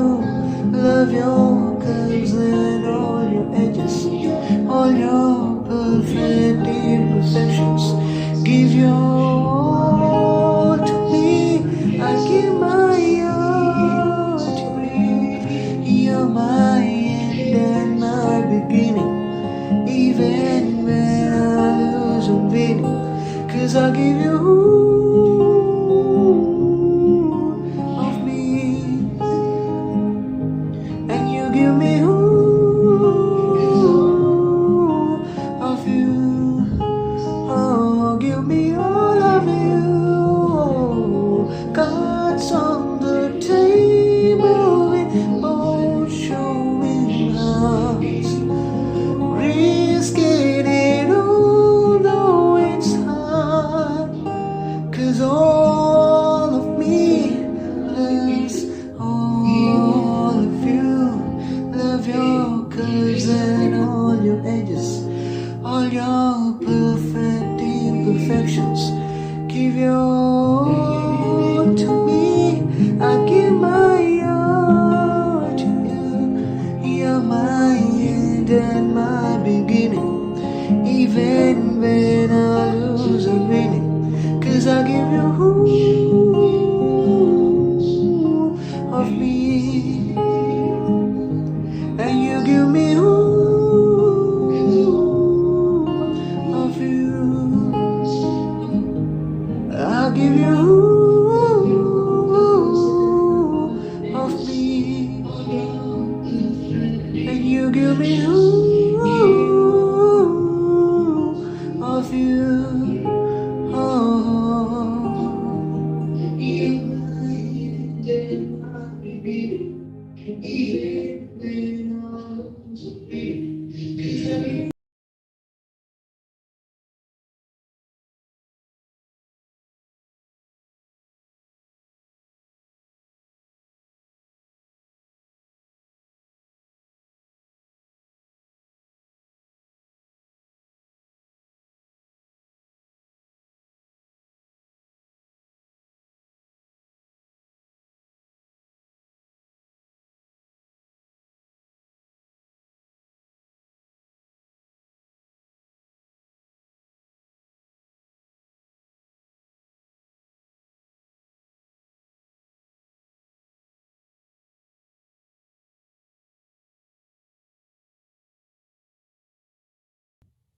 Hope you all enjoyed that performance. The next contestant is R.S. Vanshanathan.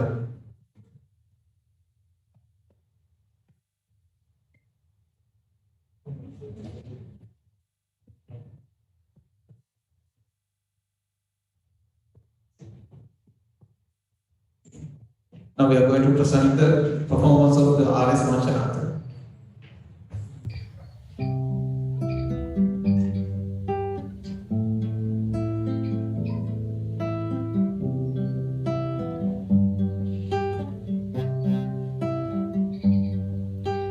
Wise men say only fools rush in, but I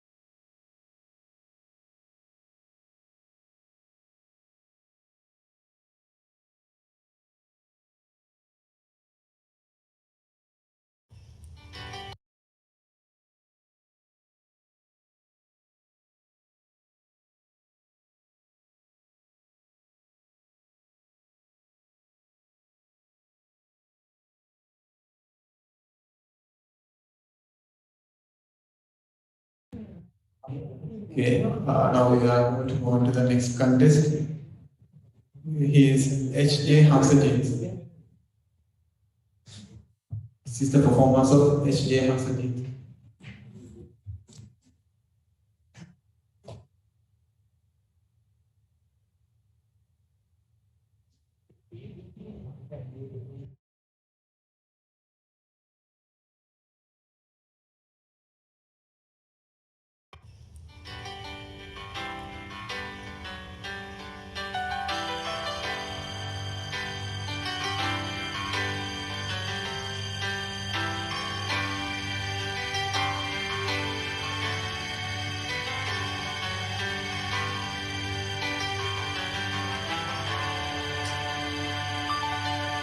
Smile, an everlasting smile, and smile can bring you near to me.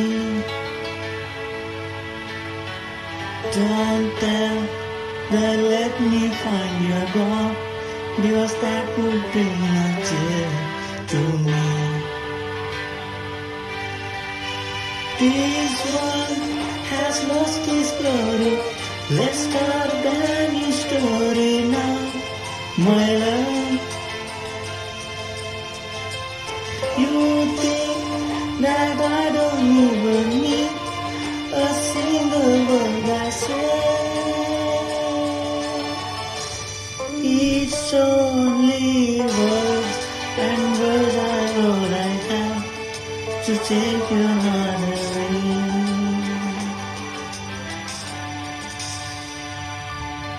Talk in everlasting words, and that I cannot all to me. And I will give you all my life. I'm here if you should come to me. You think that I don't even mean a single word I say. It's only words, and words are all I have to take your heart away. It's only words, and words are all I have to take your heart away.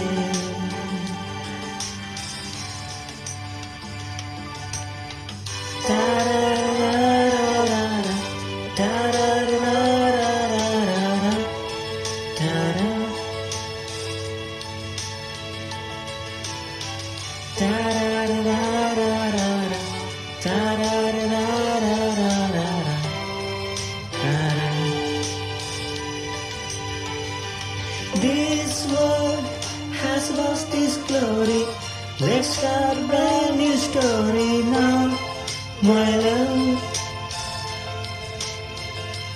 You think that I don't even need a single word I say.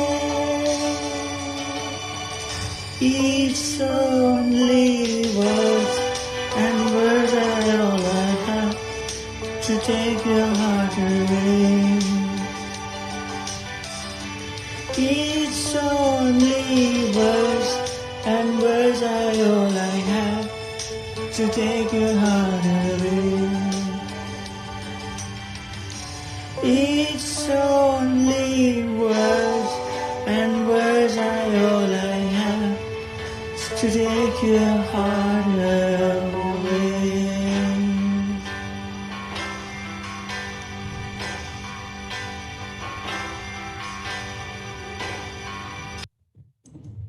Hope you all enjoyed the performances. This is the end of the singing contest. And now we can go to the storytelling contest. And you can vote for your, don't forget to vote for your favorite contestant. And thank you so much, Dr. Amir Rahman and Dr. Tarak Mamashige for your contribution. You can have a little break. And now I would like to invite Dr. Mohammad Adnavida and Dr. Darshini Sinha again to join us with the judge panel.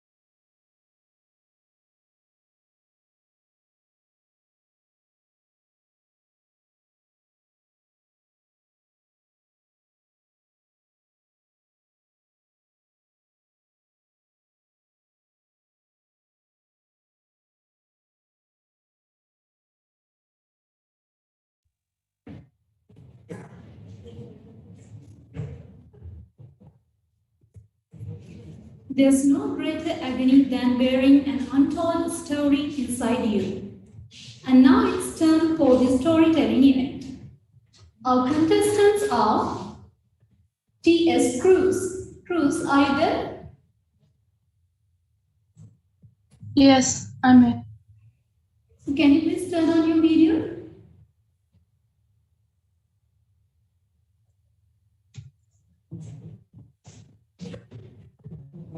Okay.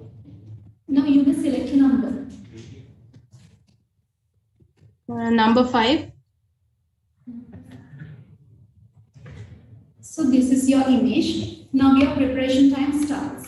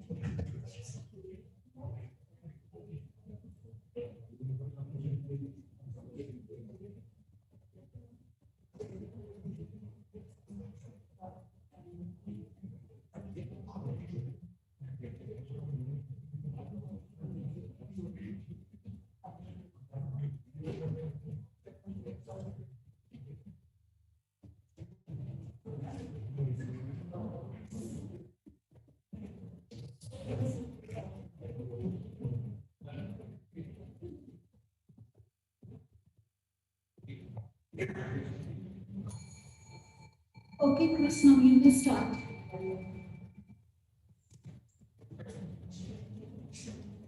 Good morning. Good evening. My name is Timasha. I'm from Science and Technology degree program. As the earth aged, mankind's greed for power and selfishness also rose. Society, revolving around a power, became quite literal. All the wealthy and high-ups gathered at the center and built a defense fence around them. The boundary to the rich would never be broken by the people who lived outside. Several times they tried, but they were always fended off using the power of the people inside the fence.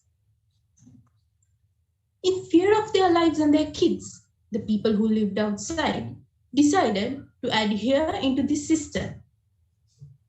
For many years, they worked harder and harder for the benefit of the people who lived inside. The people who lived inside decided when, where, and what the people outside get. They decided how the necessities of the outside people will be delivered. Outside lived a man who never agreed to this system. He always tried to open the eyes of his people and show where true power lies.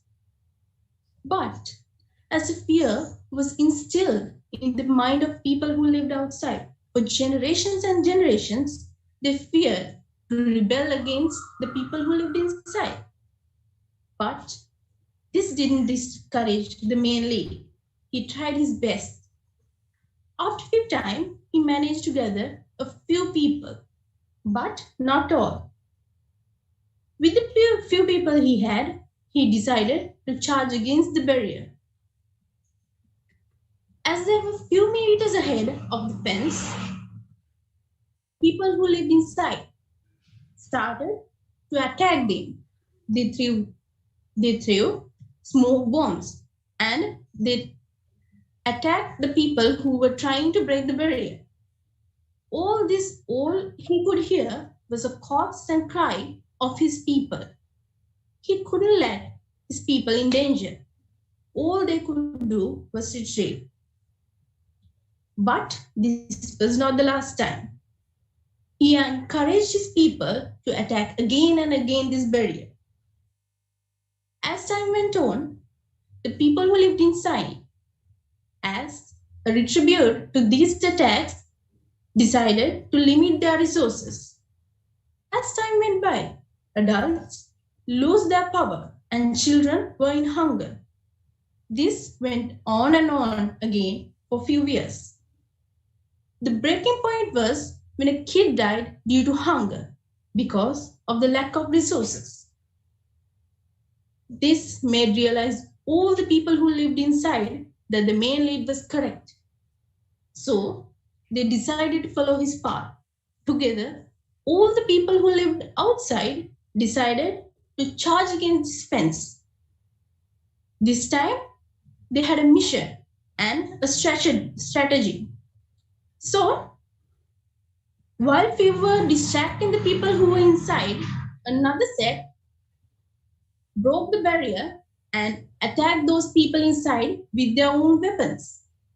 With this, they managed to gather the power. But they realized that the power was not everything and it should be divided amongst people.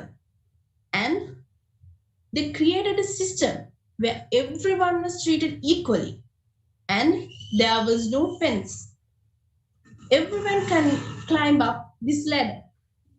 From this, we can realize that power is not in the hands of the rich and wealthy people, but also within us.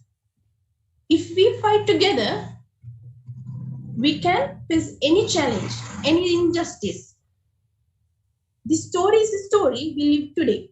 We have decided to accept our faith, and live according to this system. So I invite you all to take this story as an example and gather us to fight for injustice in the world. Thank you. Okay, thank you, Timasha. So we'll move into the next contestant. Our next contestant is DSS De Silva. Are you there? Yes, madam. Okay, can you please turn on your video? Sure. Please select a number. Is it okay now, ma'am? Yeah.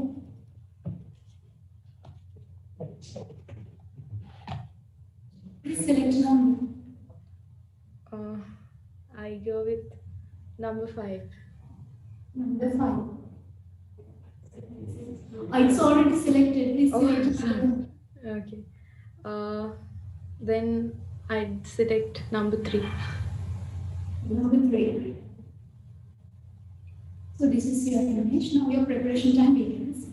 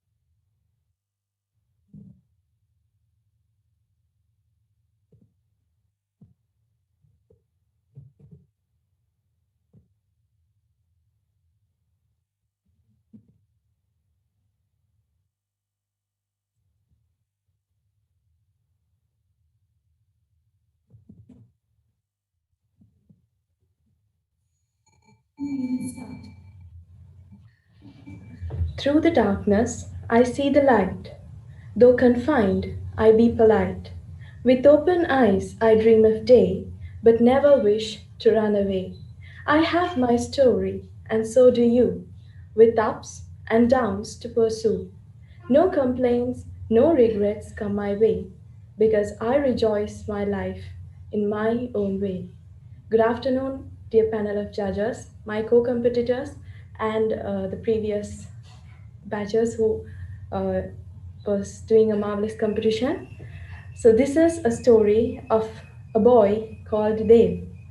Dev was a devastated boy as he was born out of wedlock to a prestigious family, and his mother, he, she thought of him as a threat to her marital life, and his father, he considered him a stigma because he was born out of wedlock and he could cause harm to his prestige. So then, this boy had three more siblings, but he was still alone. He was locked in a room where he was not supposed to go out, or he was not given the chance to contact or communicate with the world outside him. The only thing that he saw for 16 years of his life was the four walls that he was confined to. This boy was given everything that he needed. He was given food, he was given clothing, he was given good education, he was tutored, but still he was inside. So, this was not just a life, this was also a prison today. He had a nanny who loved him more than his mother, if I may say so. But still, she was keeping this boy confined for 16 years of his life within four walls, and he was not allowed to communicate, not allowed to watch TV, not allowed to use any sort of communication media.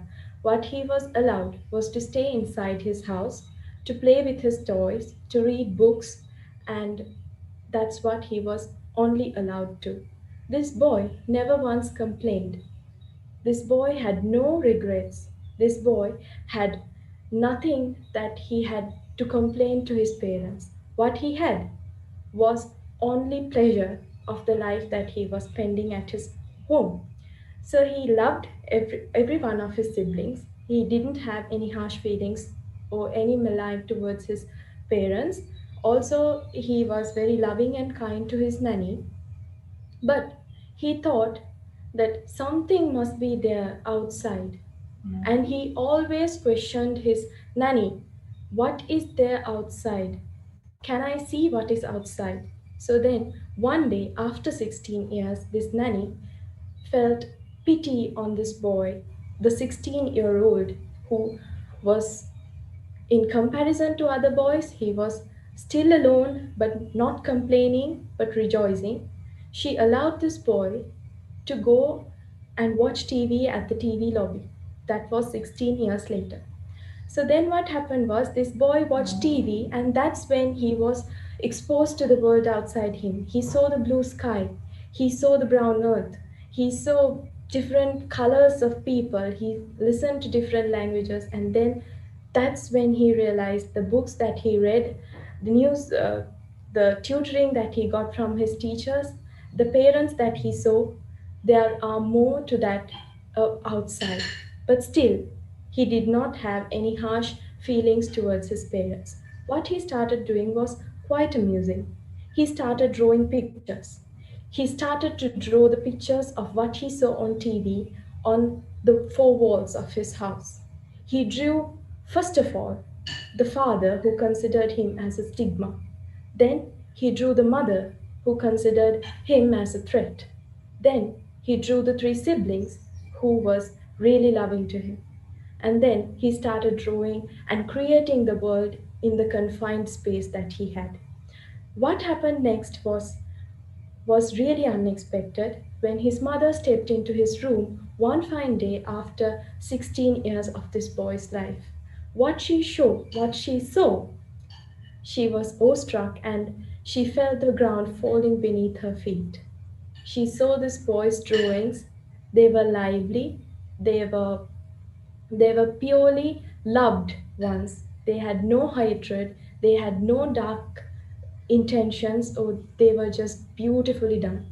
So, this mother, she understood that this boy is not a stigma, this boy is an honor to have. So, then she decided to send this boy Dev to an art school.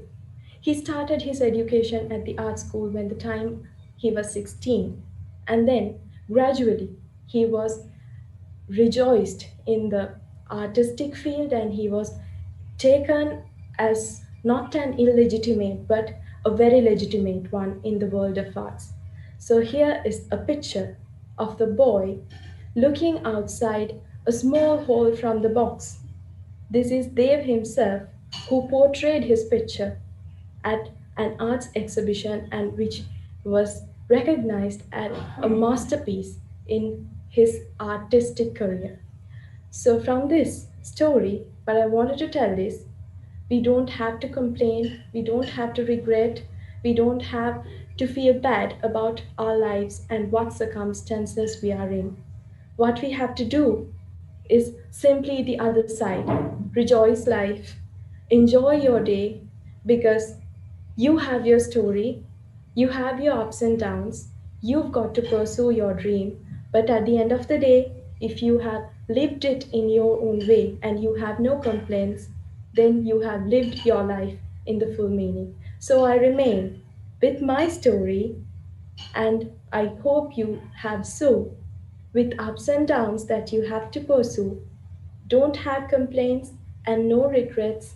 Don't let it come your way because you and I have to rejoice life in our own way. Thank you. Okay, thank you, Subhashi. Our next contestant is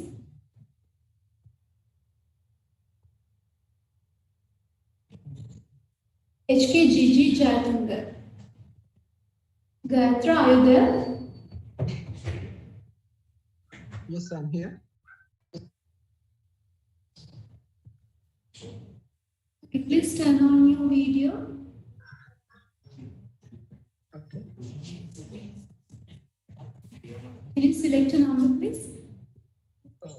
Number one. Number one. Okay, this is the image. Now your preparation time begins. Okay.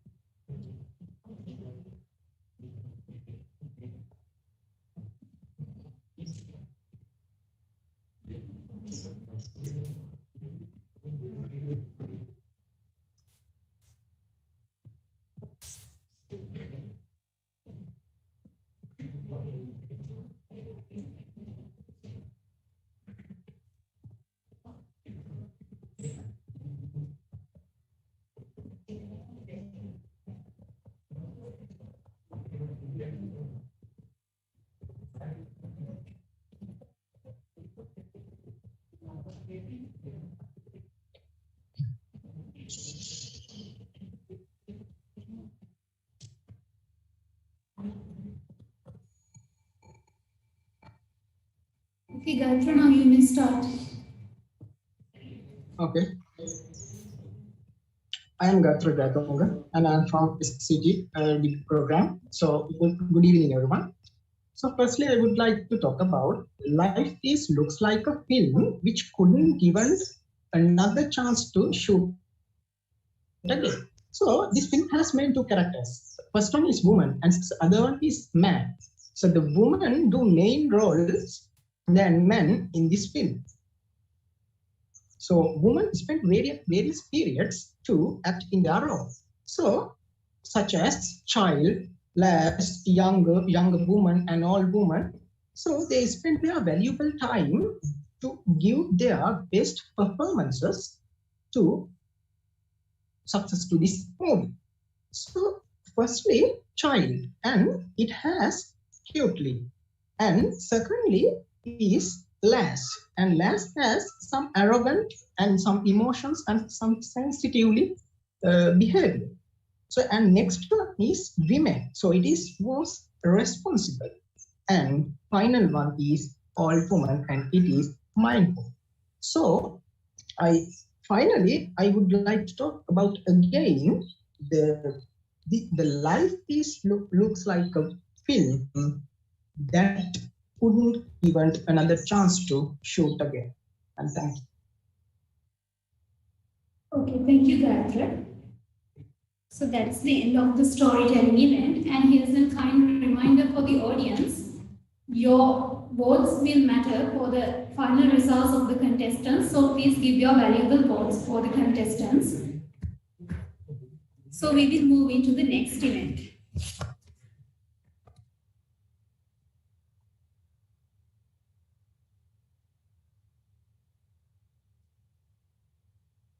Okay, now we can start our next competition, is the drama competition. I hope that will be a very amazing competition and you all can enjoy it. Now we are ready to show you the first drama. Its name is Online Couple. Just enjoy the drama.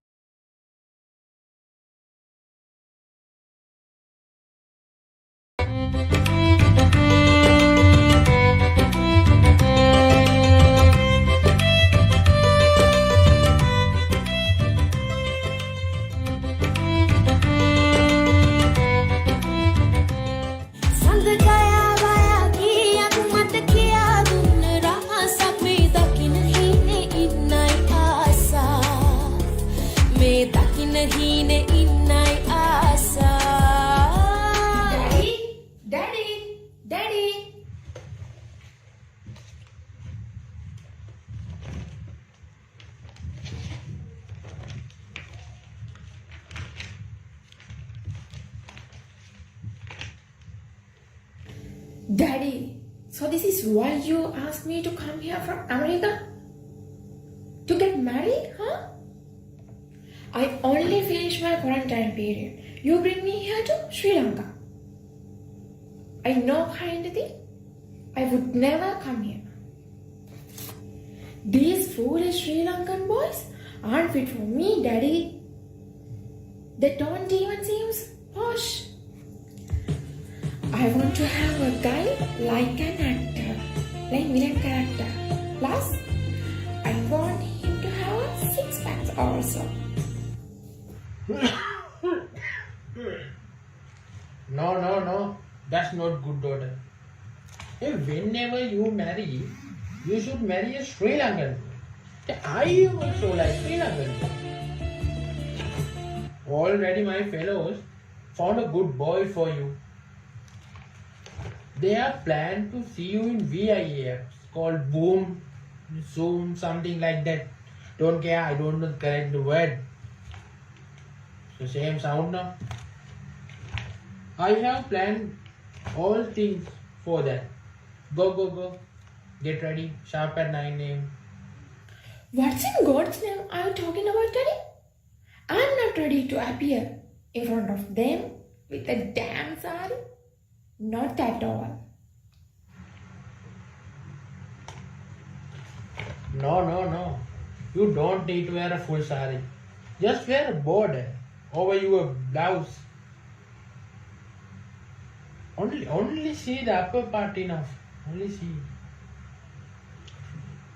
But be decent. It is very important.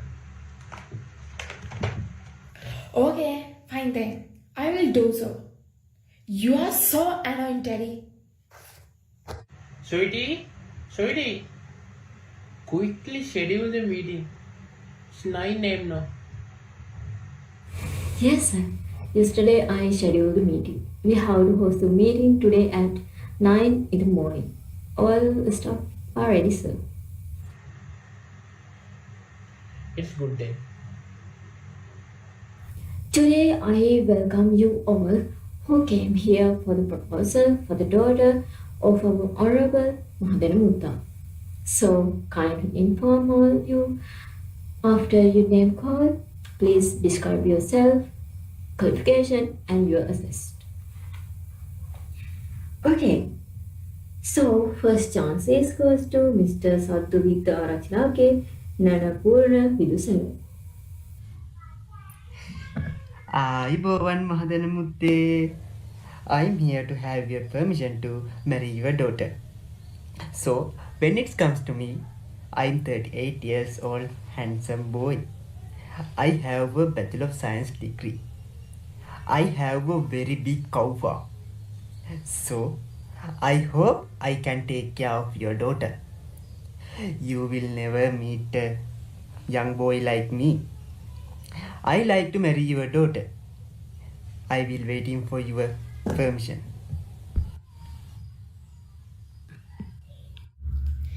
Yeah, Daddy. Who the dog is this? I don't want to marry this bookworm. Just look at his age. I can't do this. Next valuable chances goes to Mr. Danu Rocks. Hello, uncle. How are you doing? I am Danu Rocks, Sri Lankan rapper. Yeah. Social media is known as my family. Uncle, I have 1000k followers in my Facebook official fan page. Not only that, uncle, I have YouTube channel. Its name is Rap Cola. Get the phone. You can subscribe this. Anu, click the bell icon. Also see. It's the most important, uncle. So, uncle, I like to have your daughter as my wife. It is nothing to for me, uncle. I will transfer your daughter to TikTok star in Sri Lanka. What do you say? Yeah. I'm Danu Rocks. Who the devil is this, Daddy? I can't live with this psycho. Where on earth did you find these chipmunks? Sweetie, next one please. Next participant is Mr. S. Madhavikrama from Negombo.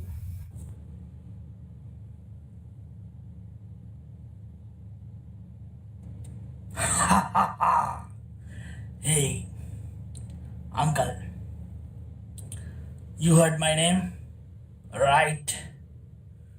But almost all know me as Migamwe Maluchuti. Migamwe Maluchuti. Who?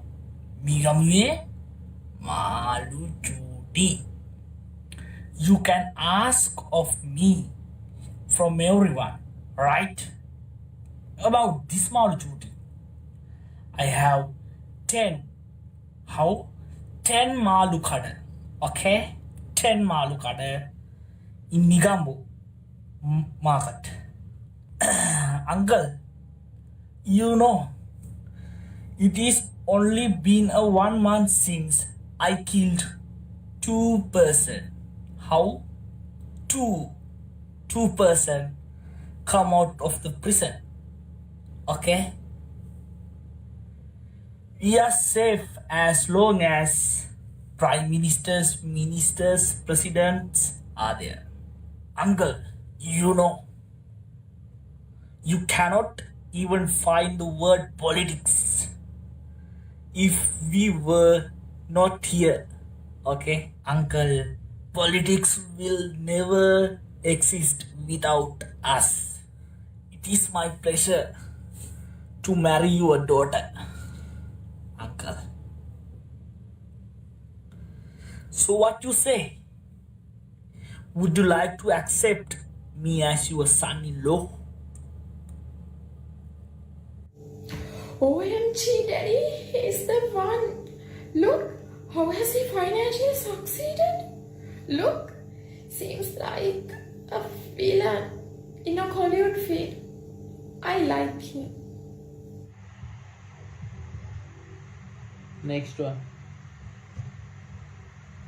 So last participant is Mr. W. M. Sanchez Ravinathan. Hello, Uncle. How are you? I'm fine. I'm healthy boy. Oh no, I forget. I'm Lakshan D. Silva. I'm from Vinangoda city. I know it. I know. It's popular city in this situation in Sri Lanka. It is capital of second corona wave. I scared? No, uncle. You believe me? We are only family in this our lane.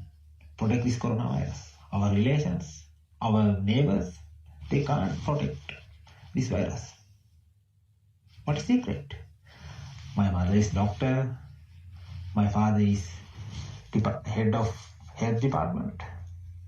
We have COVID vaccine. I can protect your daughter.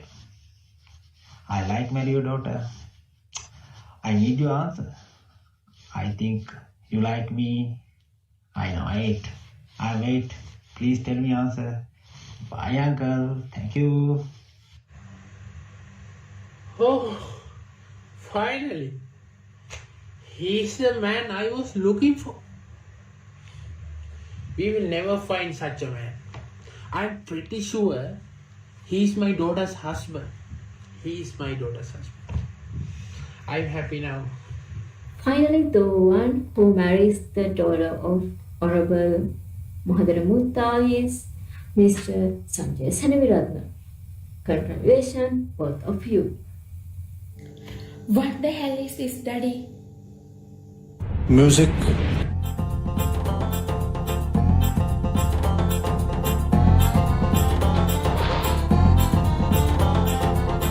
මහදැන මුතුකම් උපදෙස් දෙන්නන් ගමේ අවුල් හැම දිහා දමන්නන් රටේ ප්‍රශ්න එසැනින් විසඳන්නන් කට්ටිත් ඔන්නතා මහදැන මුත්තාමන් දොමිටිට මහා ගුරුතුමාමන් දරිකිට මහදැන මුත්තාමන් දොමිටිට මහා ගුරුතුමාමන්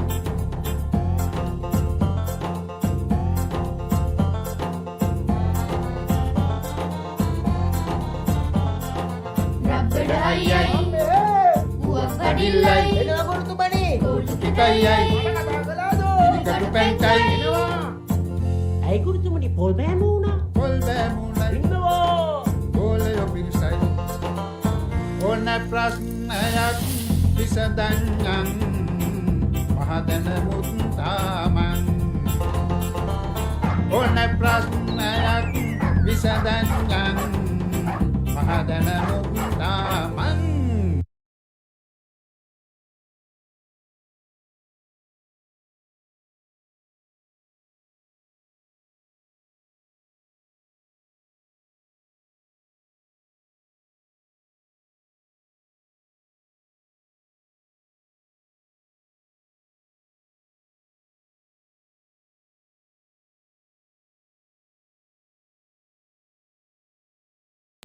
Hope you all enjoyed the drama. And in these days, you all are conducting online lectures. Actually, these kind of things can happen during the online lectures. We can watch now these meanwhile in online lectures. Hope you have enjoyed.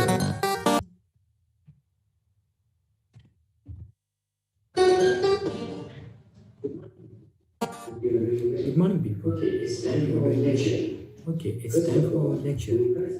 First of all, do you guys remember our last lesson? I will ask one by one. Where is our class chatterbox? Sandhani? Or should I say genius? I will tell about public speaking.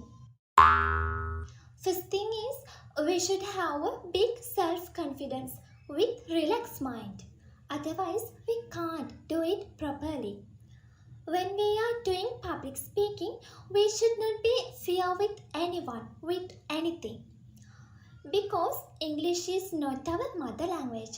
There may be lot of mistakes, but it's okay. When some people go to stage for public speaking, they are doing a lot of mistakes like biting nails, some hold hands and talk like this, looking down and talking, looking up and talking. Some speak with wide eyes, frighten the audience. Okay, no mistake, but we think it's enough. But What? What the hell? I have been removed from the lecture. Have I read it alone for so long?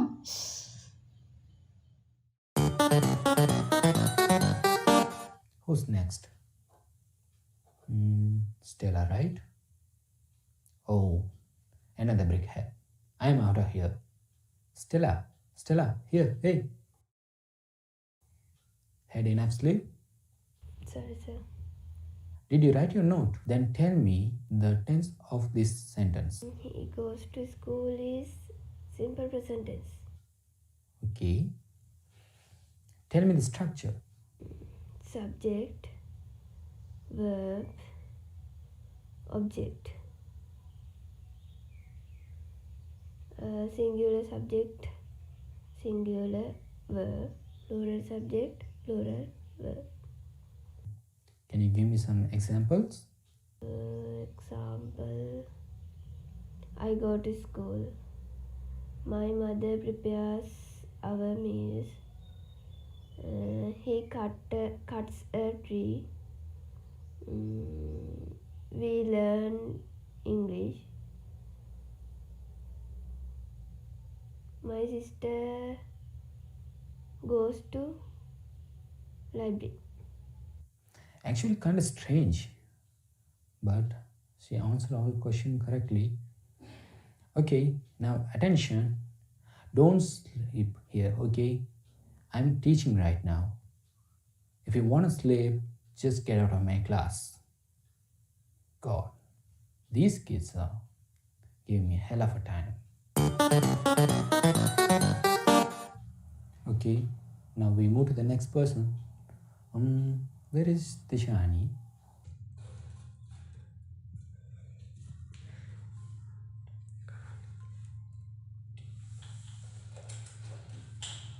Oh, poor girl, always confused. Oh man, there's a power cut. What should I do? Let me check it. I have data on my phone. Oh no. No data and no Wi-Fi. Oh my god. Amma, can you please go and buy me a data card? Oh shit.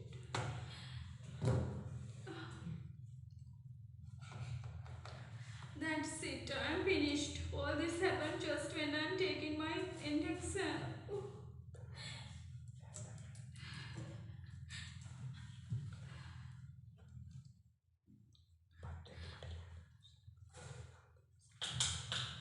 Oh, at last.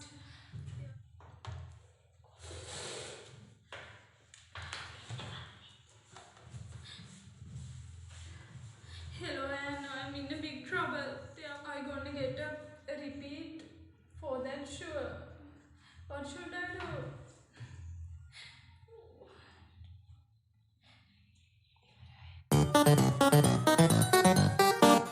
Okay, we will move to the next person. Lakshan.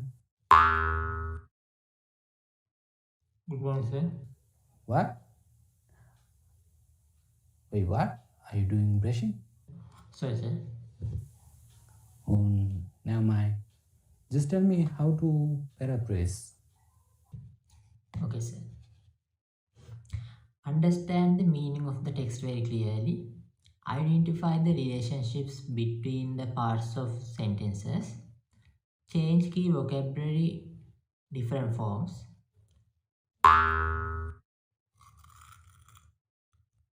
Sorry, sir. Using a synonym or a word with a similar meaning. Changing around the order of the sentence. Oh, thank God. Just go and finish your brushing, man. Thank you, sir. This is not my brush. Music.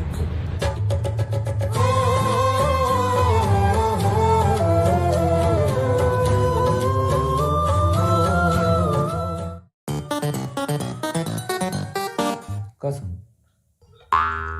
Wait. What the hell are you doing? Look at him. He don't even listening to me. Eating like a gorilla. Mother, Shyamo gravy. Ah, you want gravy? You didn't understand you are in great danger, fella. Hey, hey, Yes, sir. what I am teaching right now? Past participle, sir. Idiot. Get lost. Darindu, did you finish your note? Yes, sir. Yes, sir. I did it. Sir, just give me 1 minute. I just dropped my headphone. I got it, sir. Answer.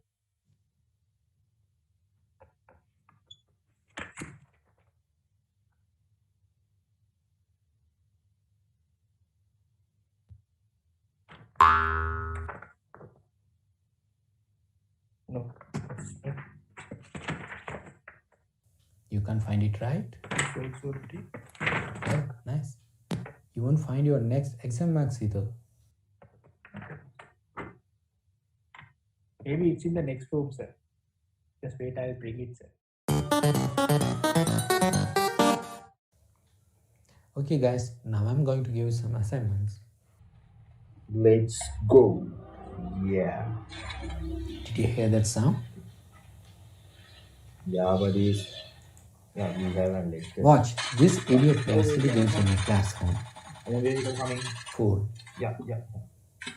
Done. Yeah. Yes, and we have a lecture, but I don't like that lecture. I don't care if you like me or not, but you will be most likely to be fail in your next exam, and I will make sure of that. Do you understand? Now get out of my class. For the others, that's all for today. I'll see you in the next lecture. Bye.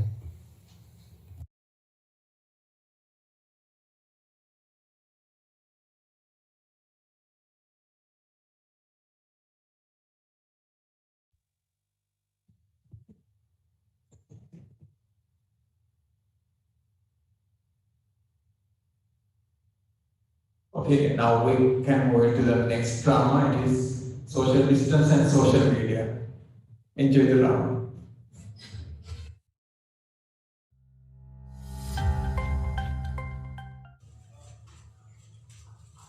There is a competition. Oh, I want to attend.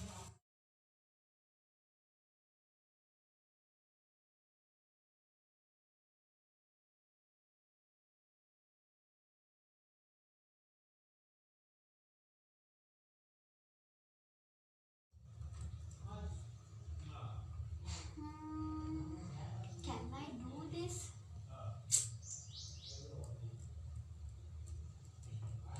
I will try. Yes, I can.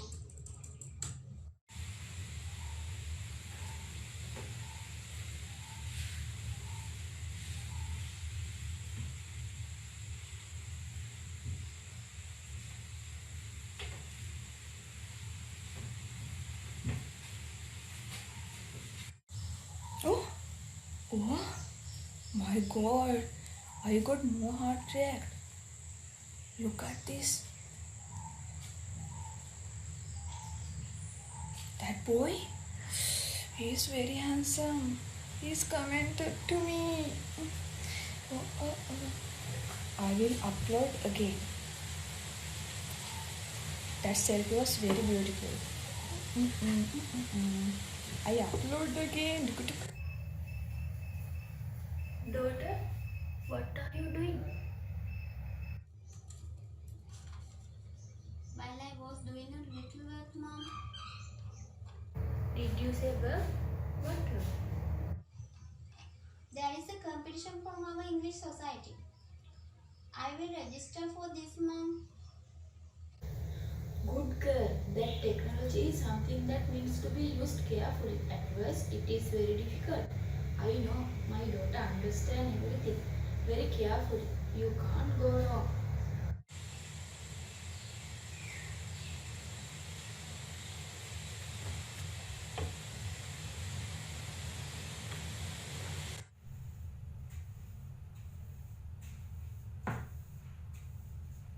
Kavisha, you use Facebook too much. I always tell you to stop this bad habit. Don't be a fool. Don't waste your valuable time.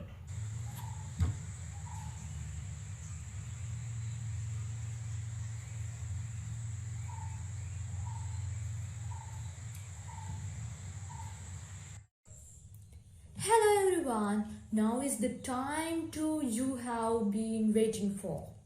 Who is the winner of 2021 in our coding competitions? Yeah, everyone had fight very well. First of all, thank you everyone's participation. Best participation. Yeah. Uh, in this year, who is the winner of our coding competition? He or she? That she. She is Alisa. Congratulations, Alisa, for your bright future. Well done, girl.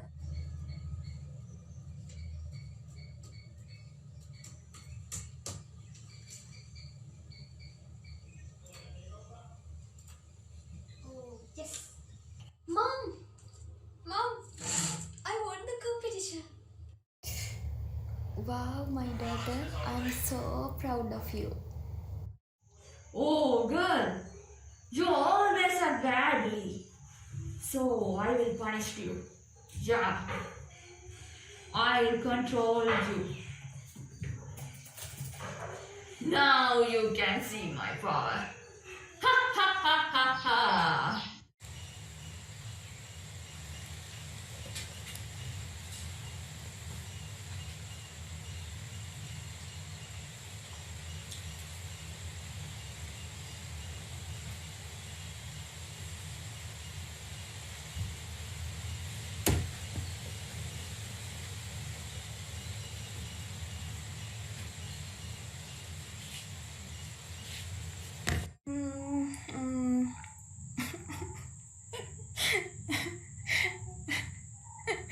What will happen to me? Then, what will I do?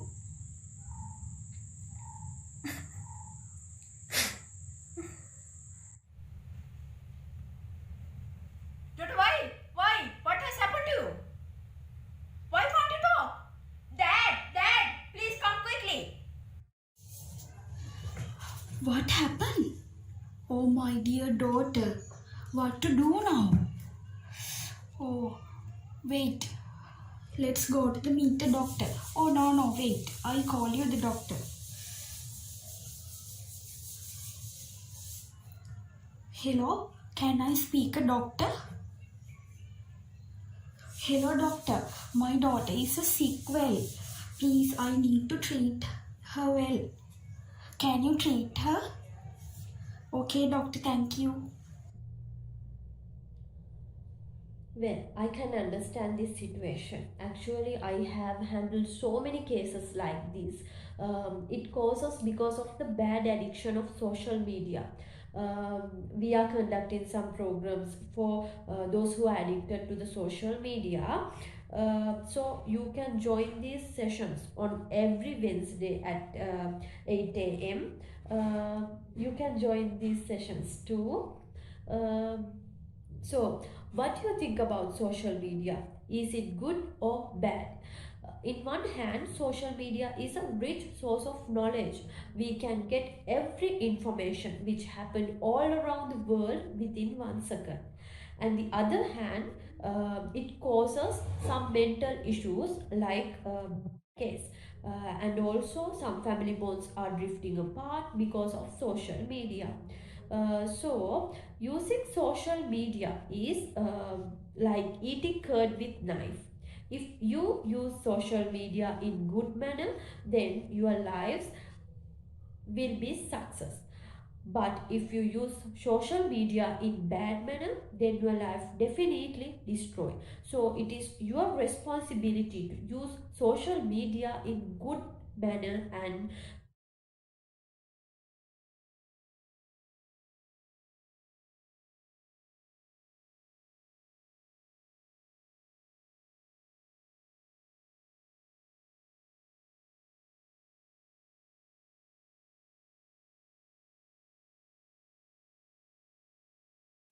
Waiting for the results. Before that, we would like to get some comments about this competition. So I would like to invite Mr. Jagat Kulkarni. Jagat sir, can you give us a comment about this competition?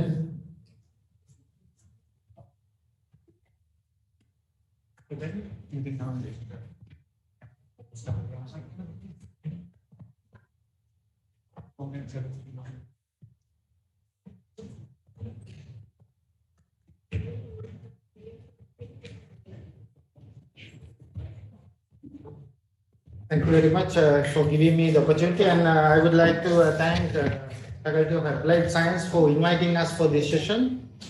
So I'll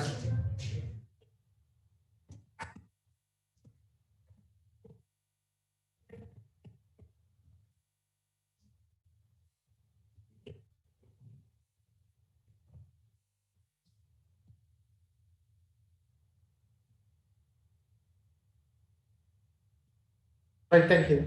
I'll give you an overall comment about the competition, looking at the schedule we had today. So starting from the speech contest, so it's really good to see that doing impromptu speeches on given topics, and overall what I would like to highlight is you have really improved. So we all know that we missed you for the real university life physically, but even though you are staying at home, you have done some good homeworks, and also we should thank your teachers have done a good job to train you in a such a way. And so looking at your performance, only I think selected performance we are seeing here.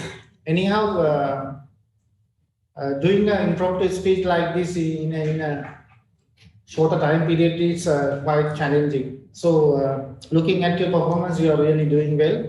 So moving into singing contest, that was really good.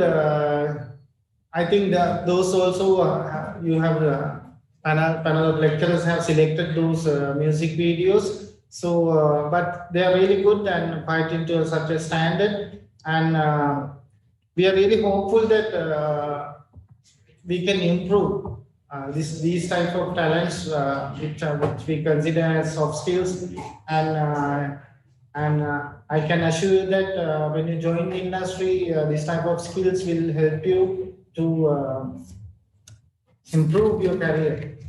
And moving into the next one, storytelling, that one also really good, and I'm really thankful to the organizers of this competition having this type of contest. Even though you are from science faculty and doing lot of science related subjects, I think all the participants had a wonderful time for preparing this and taking part of these competition, this type of events. So it gives a different exposure in some way of art, and also it gives you a chance to express your ideas in a different way. And moving into the final one, it was the drama competition. We really enjoyed your dramas, and also looking at the way you have prepared your dramas. I know it's a really challenging and hard task, because you are locating in different areas, and having a kind of script in your hand, then coordinating everyone, then uh, arranging these, how to take videos in a different way, and joining them in post production. I mean, in a later time, how you can edit it, then how you can put them all together and making one masterpiece called a drama. So in that sense, I think without having much training on these all areas, you have done really good self work. I mean, you have learned it by doing, and at the end of the day, you have come up with good outputs. So overall, we saw performances from not only first year, but also senior students also. So it's really good to see that applied science students from MRT, SCT, IIT, and CST, from all these digital programs doing such a wonderful performances here, and we really glad to see that as teachers you are performing well. So I congratulate everyone. We are waiting for the results. So I congratulate everyone who performed today, and don't worry, you get you are not going to win or not, but performing is the most important thing. So with that note, I conclude my comments, and I thank all the academic staff and also the non-academic staff of the applied science faculty. You have done a marvelous job. So it's really good to see that. Thank you very much.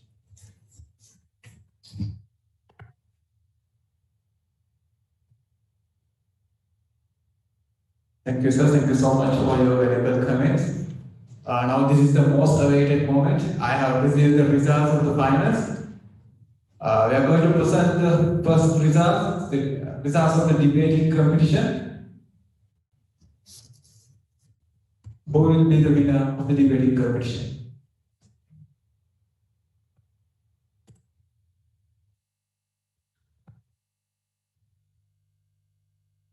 The winner of the debating competition is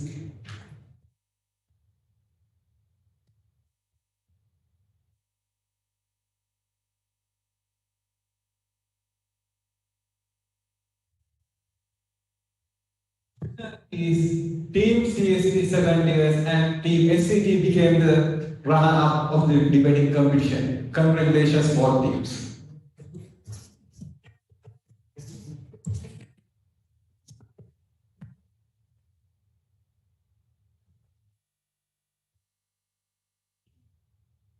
Winners of the speech contest are: third place goes to DMSK Disanayakar. Congratulations.